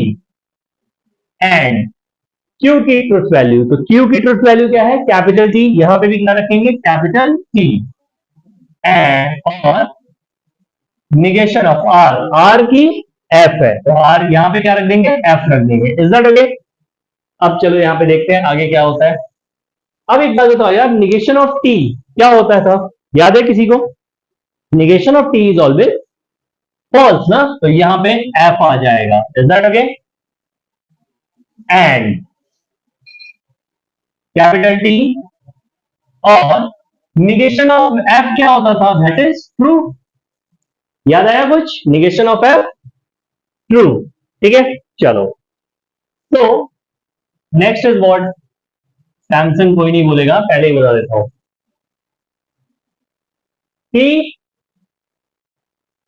टी और टी, अब याद रखो अगर दोनों ट्रुथ होते थे तो डिसजंक्शन के केस में आंसर क्या आता था? दैट इज ऑलवेज ट्रू आता था, राइट? तो यहां पे क्या हो जाएगा? ट्रू हो जाएगा। और यार फॉल्स एंड ट्रू आ गया। अब यहां पे दिक्कत है भाई, फॉल्स एंड ट्रू आ गया तो क्या हो जाता था? याद है एंड के केस में सिर्फ एक ही प्लेस था जहां पे ट्रू होता था, that is what? T and T, right?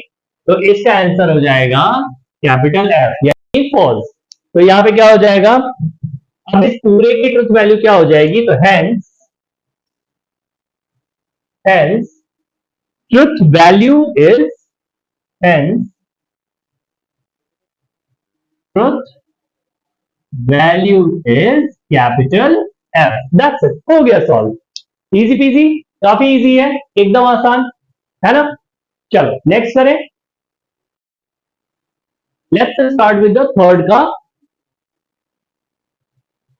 Second. अब थर्ड का सेकंड क्या है, चलो क्वेश्चन पहले नोट डाउन कर लेते हैं, ठीक है। तो that is what P and negation of R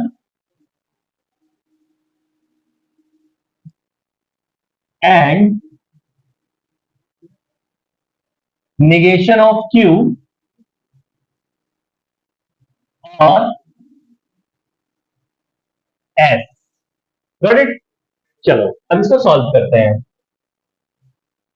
मैंने पहले ही बोला था साइन किसका लगेगा, इक्विवेलेंट का लगेगा। ओके, ब्रैकेट से स्टार्ट किया, हम भी ब्रैकेट से स्टार्ट करेंगे। टी की जगह क्या लिखना है, अब मेरे साथ सॉल्व करते जाओ, ठीक है।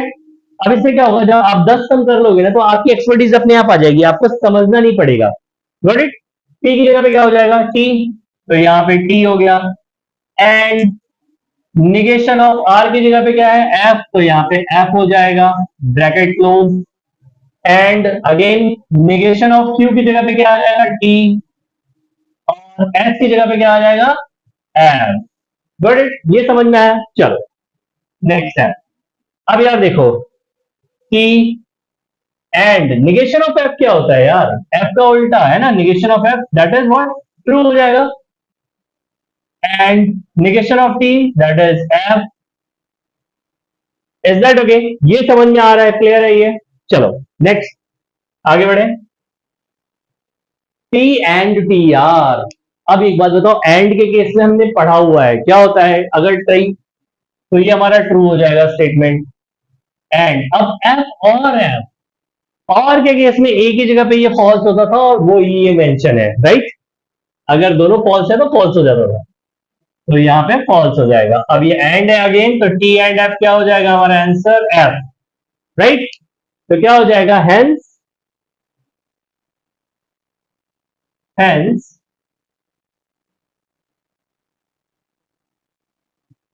Truth value is false, capital F. Is that okay, समझ में आ रहा है बच्चों कैसे कर रहे हैं, राइट। चलो नेक्स्ट सम की तरफ चले। तो let's start with what, that is हाँ third number, first second and third. Third number example क्या है हमारे पास, चलो ये तो भाई काफी बड़ा है, ब्रैकेट, बड़े ब्रैकेट से स्टार्ट हो रहा है। This is what, P implies Q, okay, double implies R and S, या कैपिटल एस स्मॉल एस जो लिखना चाहेंगे कोई दिक्कत नहीं, ठीक है। Got it. चलो इसको सॉल्व करते हैं। तो अब यहाँ पे जैसा मैंने बताया था वैसे ही करना है, सिंपल, जहां P है वहां पे T, जहां पे Q है वहां पे T, R F S F। चलो रखते हैं। तो equivalent to negation of P की जगह पे क्या आ जाएगा, T, और Q की जगह पे क्या आ जाएगा, ये भी T हो जाएगा। Is that okay. और यार यहां पे क्या हो जाएगा, R की जगह पे क्या हो जाएगा, F एंड, नहीं S नहीं, यहां पे भी क्या हो जाएगा, F हो जाएगा, क्योंकि S की वैल्यू F है। मैंने इसे साइड में लिख दिया आपके लिए, राइट। चलो अब यहाँ पे क्या हो जाएगा यार, तो अब देखो पता है T इंप्लाइज T क्या होता है, तो T इंप्लाइज T हमने पढ़ा हुआ है, दैट इज ऑलवेज T होता है। तो T कर दिया, negation of T, double employees और F एंड F, ये हमारा हो जाता है F। अब यार निगेशन ऑफ T क्या होता है, that is false. F double implies F, of F double implies F group क्या होता है बताओ।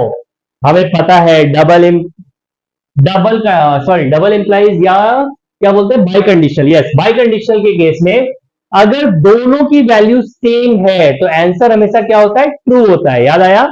तो यानी कि अगर दोनों स्टेटमेंट ट्रू होते तो भी ट्रू होता, दोनों स्टेटमेंट फॉल्स है तो भी ट्रू ही होगा। तो ये हो गया हमारा, that is capital T, hence the truth value is, hence the truth value is capital T. समझ में आया ये हम कैसे कर रहे हैं? क्लियर है? चलो नेक्स्ट चलते हैं। तो let's start with the question number 4। अब यार देखो फोर्थ क्वेश्चन क्या बोल रहा है, एग्जाम्पल नंबर 3 क्वेश्चन नंबर 4। ये बोल रहा है यार कि निगेशन ऑफ पी, ध्यान से सुनो, negation of p implies q and r biconditional और डबल एम्प्लाइज एस, राइट? चलो लेट्स सॉल्व दिस। तो अभी तक हमने क्या देखा? सिंपल देखा कि P की जो वैल्यू जहां पे है, Q की जो वैल्यू जहां पे है, वो यहां पे रख देंगे। तो P की ट्रुथ वैल्यू क्या है? Capital T. निगेशन, एक मिनट, इक्विवेलेंट लगा लो। निगेशन ऑफ एम्प्लॉइज, Q की वैल्यू क्या है? That is T, right? And R की वैल्यू क्या है? False. Double imply false, biconditional false, right? अब हमें पता है यार कि निगेशन ऑफ टी क्या होता है? That is false, true. And अब एक बात बताओ, याद आ रहा है कुछ? फॉल्स मैंने पहले ही बताया था कि अगर बाय कंडीशनल में दोनों सेम होंगे तो आंसर ट्रू होगा। तो यानी इसका आंसर क्या हो जाएगा? दैट इज कैपिटल टी हो गया। अब P फॉल्स है और Q जो है वो ट्रू है। P फॉल्स है और Q ट्रू है। याद आया ये क्या होता है? एक ही कंडीशन था इसमें, एफ टी टी हो रहा था, तो यहां पे ये हमारा टी हो जाएगा। टी एंड टी वैल्यू कितनी हो जाएगी? That is true, right? तो यहां पे क्या हो गया हमारे साथ? बोलो। Hence what? The truth value is capital T. Hence the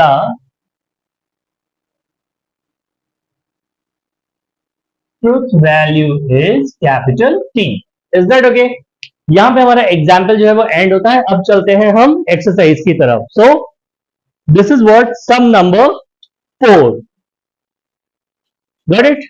चलो let's start with the sum number 4 exercise 1.1। तो यार एक्सरसाइज 1.1 सम नंबर 4 और 4 का फर्स्ट, राइट? चलो देखते हैं। 4 का फर्स्ट क्या है? P और Q एंड R, राइट? तो अब यार देखते हैं, चलो ये इक्विवेलेंट टू किसके हो जाएगा, बताओ।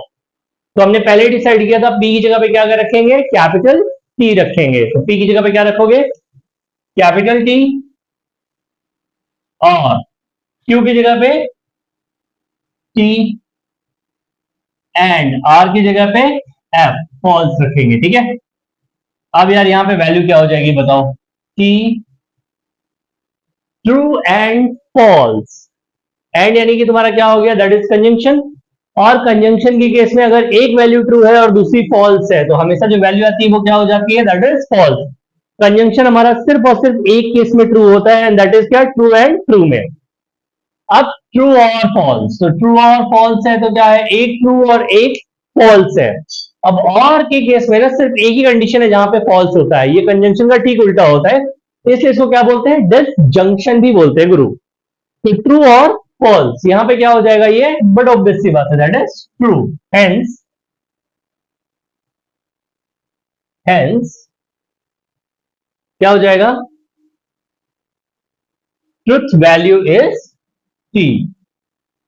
Hence truth value is capital T.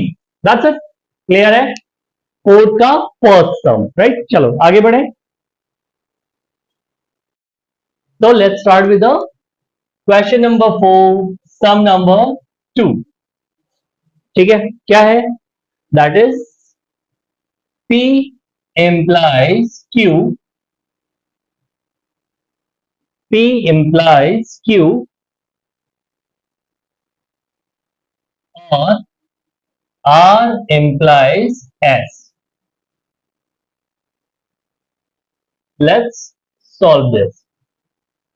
p की जगह पे क्या हो जाएगा, t हो जाएगा।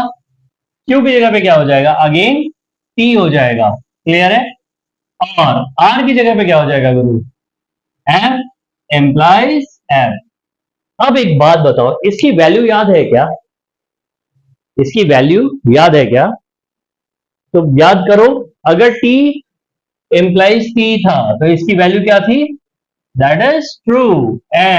और f एम्प्लाइज f था तो भी इसकी वैल्यू क्या थी, t ही थी। तो ट्रुथ और ट्रुथ, वैल्यू क्या हो जाएगी, truth. Hence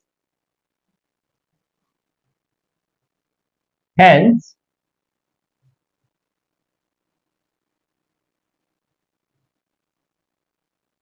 truth value is capital T. Is that okay?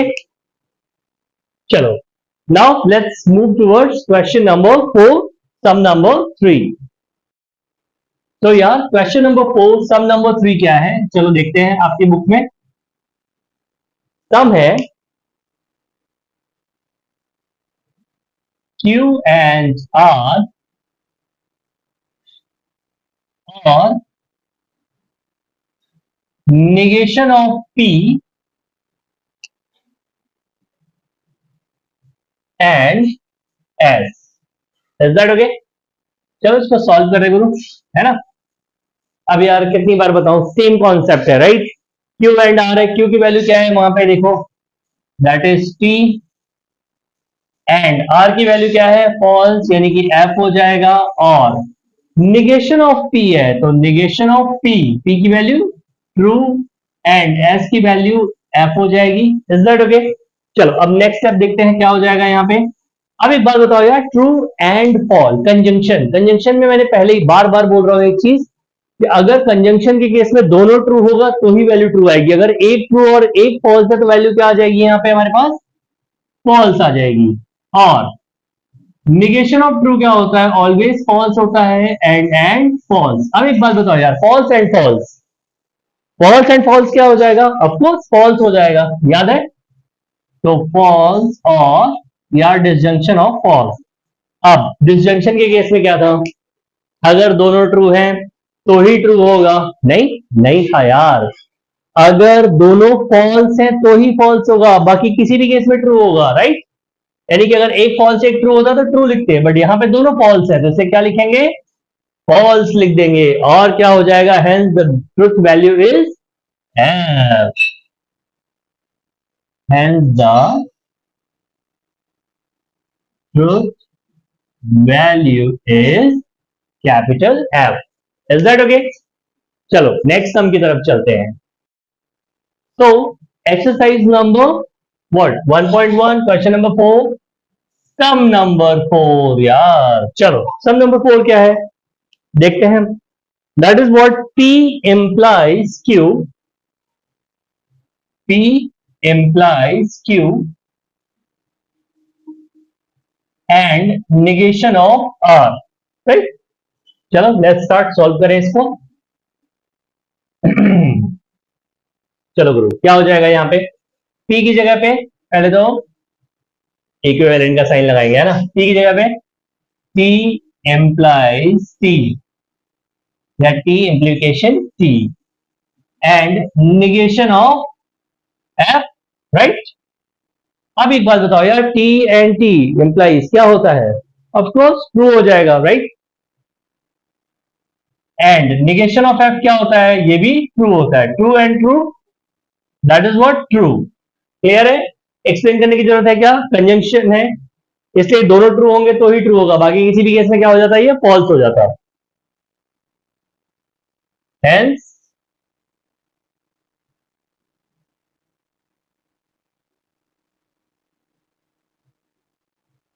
Truth value is capital T, right. चलो अब चलते हैं सम नंबर 5 की तरफ। अब क्वेश्चन नंबर 4 सम नंबर 5 क्या बोलता है, sum number 5 that is negation of R, negation of R biconditional P implies negation of Q, right. चलो इसको सॉल्व करके देखते हैं कैसे सॉल्व होगा, राइट। निगेशन ऑफ आर की जगह पे क्या आ जाएगा, एफ आ जाएगा। डबल एम्प्लॉइज पी की जगह पे क्या आ जाएगा, टी आ जाएगा। Got it. इक्विवेलेंट का साइन लगाना भूल गए, देखो बताओ, मार्क्स कट जाते हैं भी हमारे, है ना।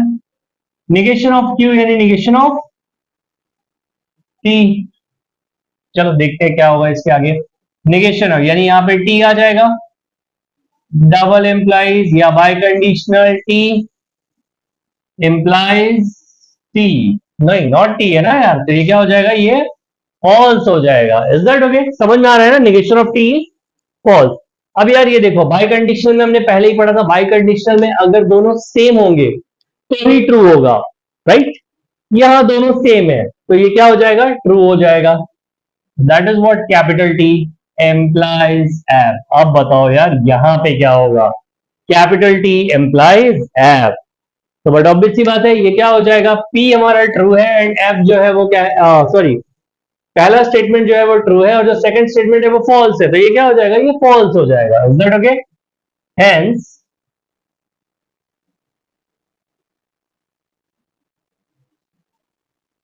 Truth value is F.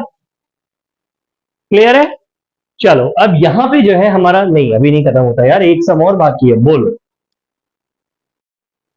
So let's start with the question number what, four. Fifth हो गया था ना, सिक्स। फोर्थ का सिक्स। चलो लेट्स स्टार्ट। क्या है क्वेश्चन? क्वेश्चन है हमारा negation of p and negation of q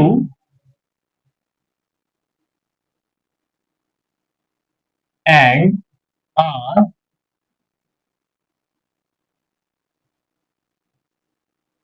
or q and r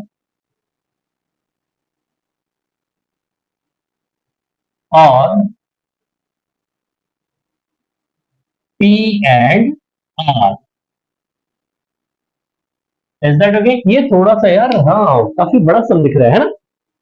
चलो कोई बात नहीं, हमने तो अच्छे से पढ़ाई करी है ना, तो हम तो सॉल्व कर ही सकते हैं। क्या बोलते हो टीम लोग, सब जीनियस ना? चलो लेट्स स्टार्ट। तो पहले क्या लगाएंगे, इक्विवेलेंट का साइन लगा लेंगे। एज इट इज जो ब्रैच लगाया वो ब्रैच लगा लिया।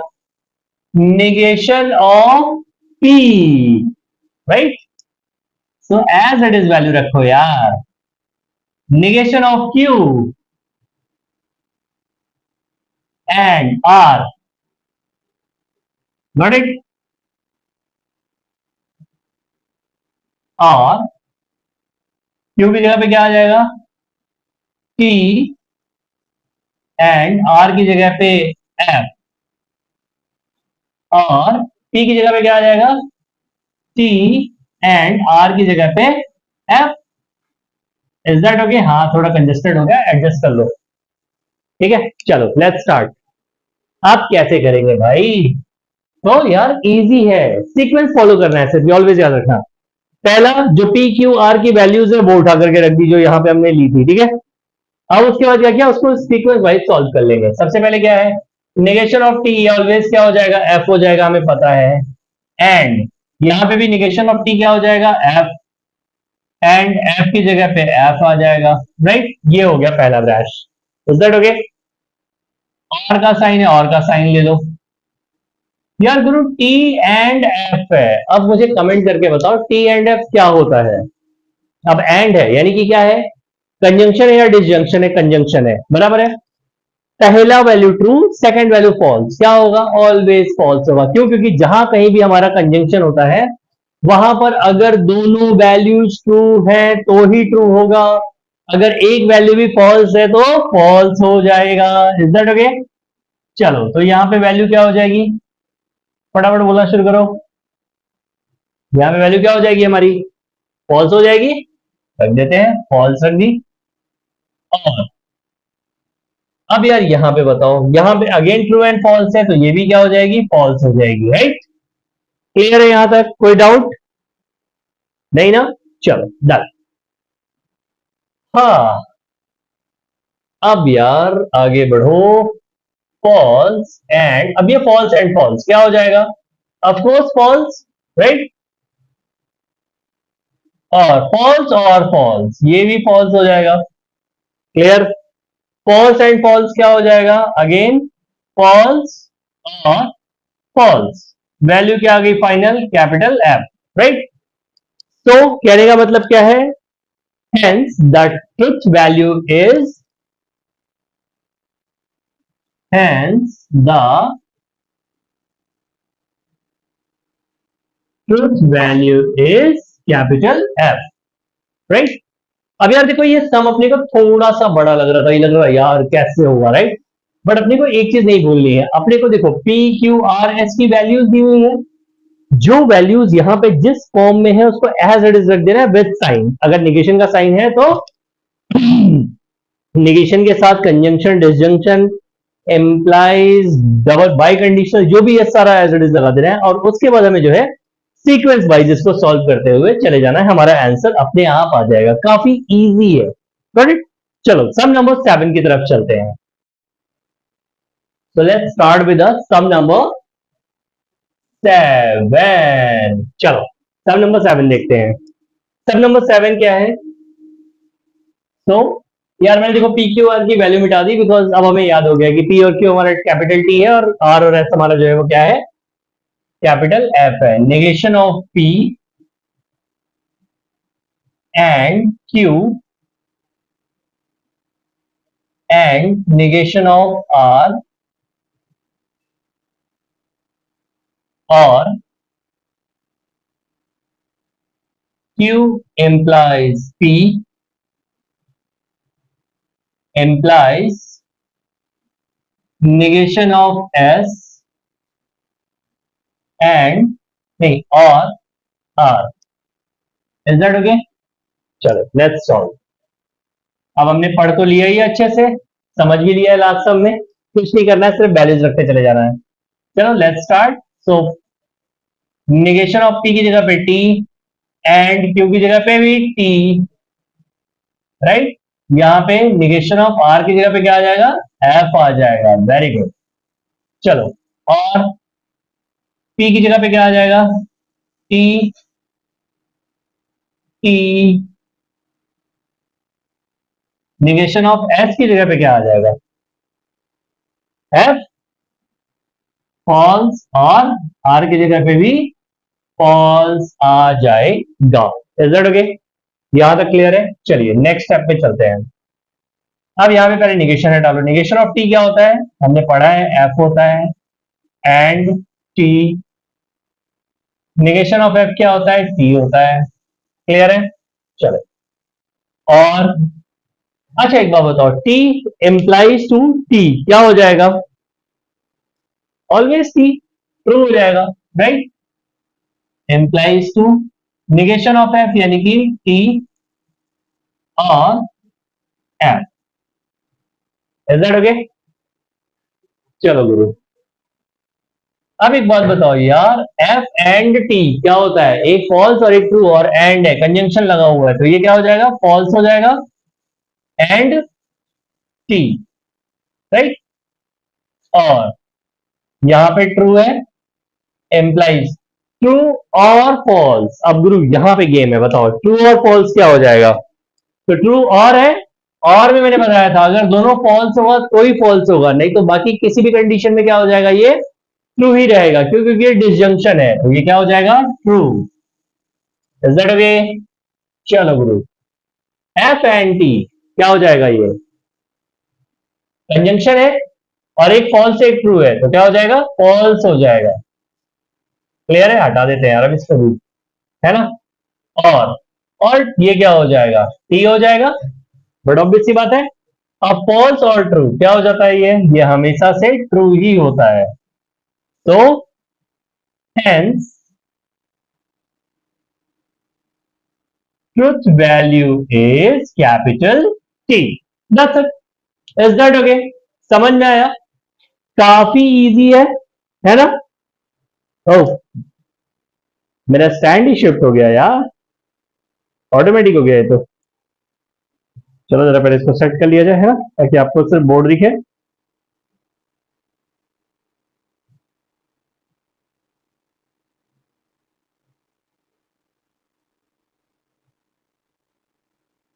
Done, yes, all set. चलो, तो क्लियर है ये सम फोर्थ का 7।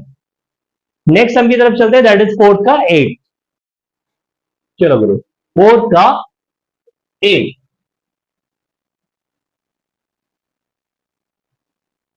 अब फोर्थ का 8 क्या है ये देखते हैं। Let's start. So this is what,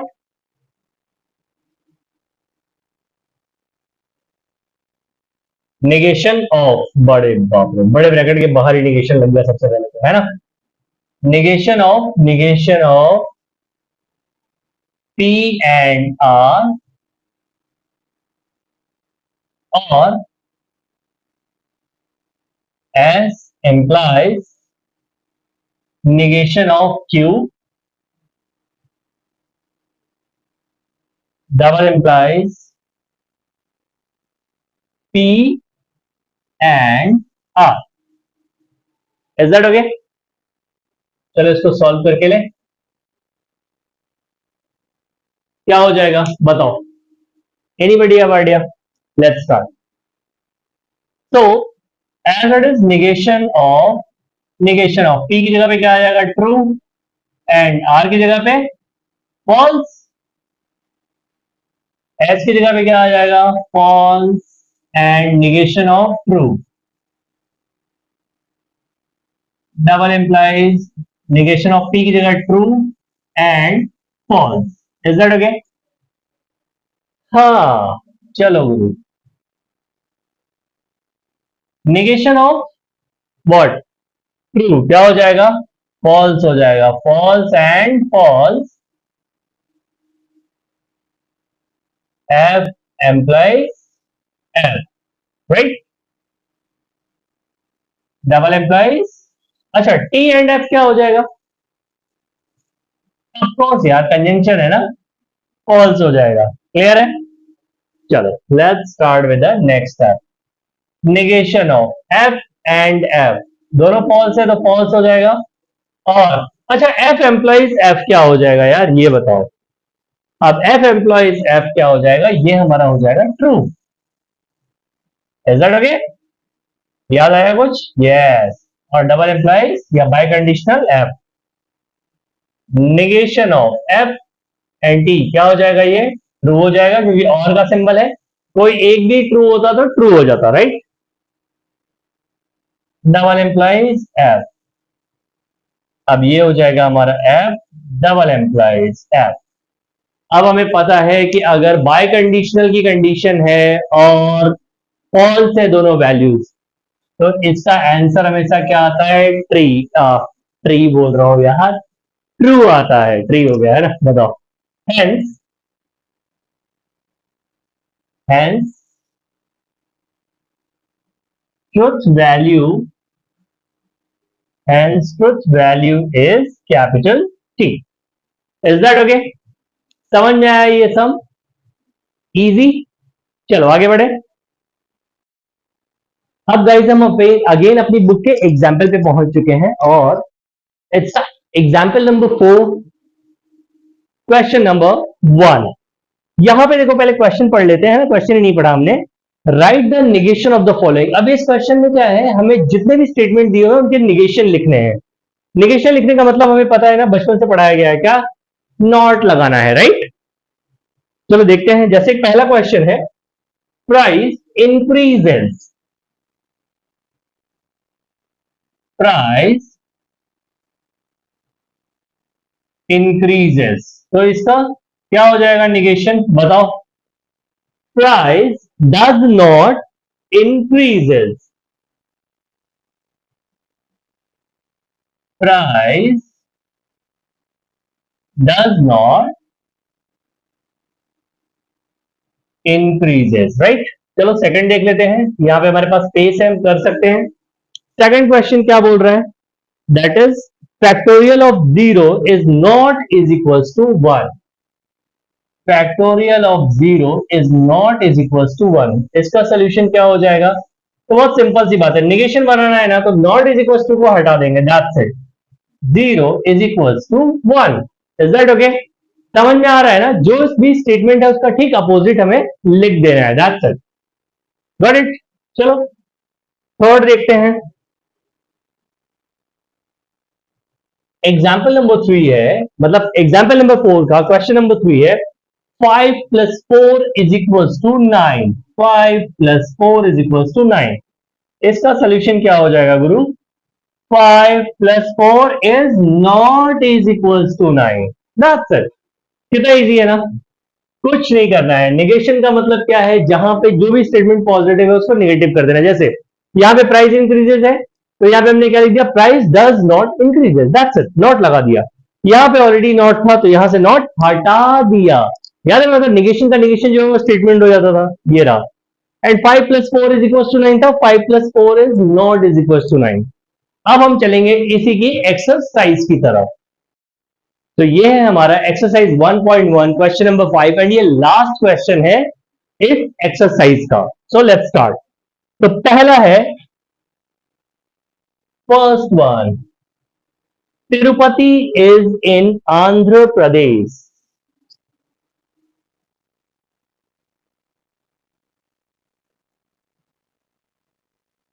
Tirupati is in Andhra Pradesh.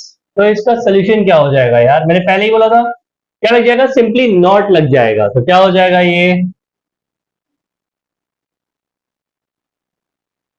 Tirupati is not in the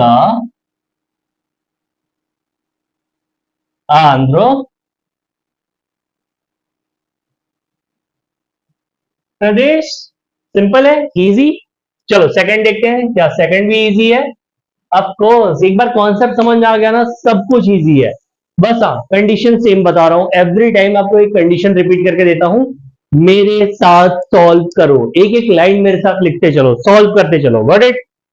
3 is not a root of the equation. 3 is not the, नहीं, not the नहीं लगता, not a root of equation x square plus 3x minus 18 is equals to 0। अब यहां पे देखो, यहां already not लगा हुआ है, तो इसका निगेशन क्या हो जाएगा? तो सिंपल है, हमने पहले देखा था, क्या था? नॉट हटा देंगे गुरु। तो क्या हो जाएगा? 3 is a root of equation x square plus 3x minus 18 is equals to 0। Is that okay? तो सेकंड भी समझ में आ गया। चलो क्वेश्चन नंबर 3 की तरफ चलते हैं, देखते हैं क्या ये इन्हीं दोनों क्वेश्चन जितना इजी है। ऑफ कोर्स है यार। √2 is a rational number. √2 is a rational number। क्या हो जाएगा इसका सोल्यूशन? अब क्या लग जाएगा? सिंपल नॉट लग जाएगा। √2 is not a rational number, right? Fourth देखते हैं चलो। अब फोर्थ क्या है? Let's see. Fourth is polygon ABCDE is a pentagon। Polygon ABCDE is pentagon. अब देखो यार, ये क्या है? सिंपल इज लगा हुआ है, तो क्या लगा देंगे? नॉट लगा देंगे। तो इसका सोल्यूशन क्या हो जाएगा? इसका सोल्यूशन हो जाएगा polygon ABCDE is not a pentagon. ठीक है, लास्ट क्वेश्चन है बच्चों, यहां पे कर देता हूं, ठीक है। अब मैं क्या मिटाऊं, है ना, कि मिटा दूं, चलो मिटा देते हैं, है ना, ऊपर का थोड़ा सा मिटा देते हैं, लास्ट क्वेश्चन तो हमारा आ ही जाएगा। फर्स्ट वाला मिटा के यहाँ पे फिफ्थ वाला कर देते हैं, बट तो फिफ्थ क्या है, question number fifth, that is what 7 plus 3 is greater than 5. 7 plus 3 is greater than 5. अब इसका सोल्यूशन क्या हो जाएगा बताओ। नेगेशन है, नॉट लग जाएगा, बट ऑब्वियस सी बात है, तो दो तरीके से इसका सोल्यूशन लिखा जाता है। 7 plus 3 is not greater than 5, या तो ये लिख सकते हो या ये लिख सकते हो कि 7 plus 3 is less than or is equals to 5, right. और यहां पे आपका एक्सरसाइज 1.1 पूरे कॉन्सेप्ट एग्जाम्पल के साथ कंप्लीट होता है। बच्चों हमने हर एक सम सॉल्व किया है, ठीक है, और ऐसे ही हम 1.2, 1.3, 1.5 कंप्लीट करेंगे, साथ ही साथ आपके बोर्ड के पेपर्स भी सॉल्व करेंगे।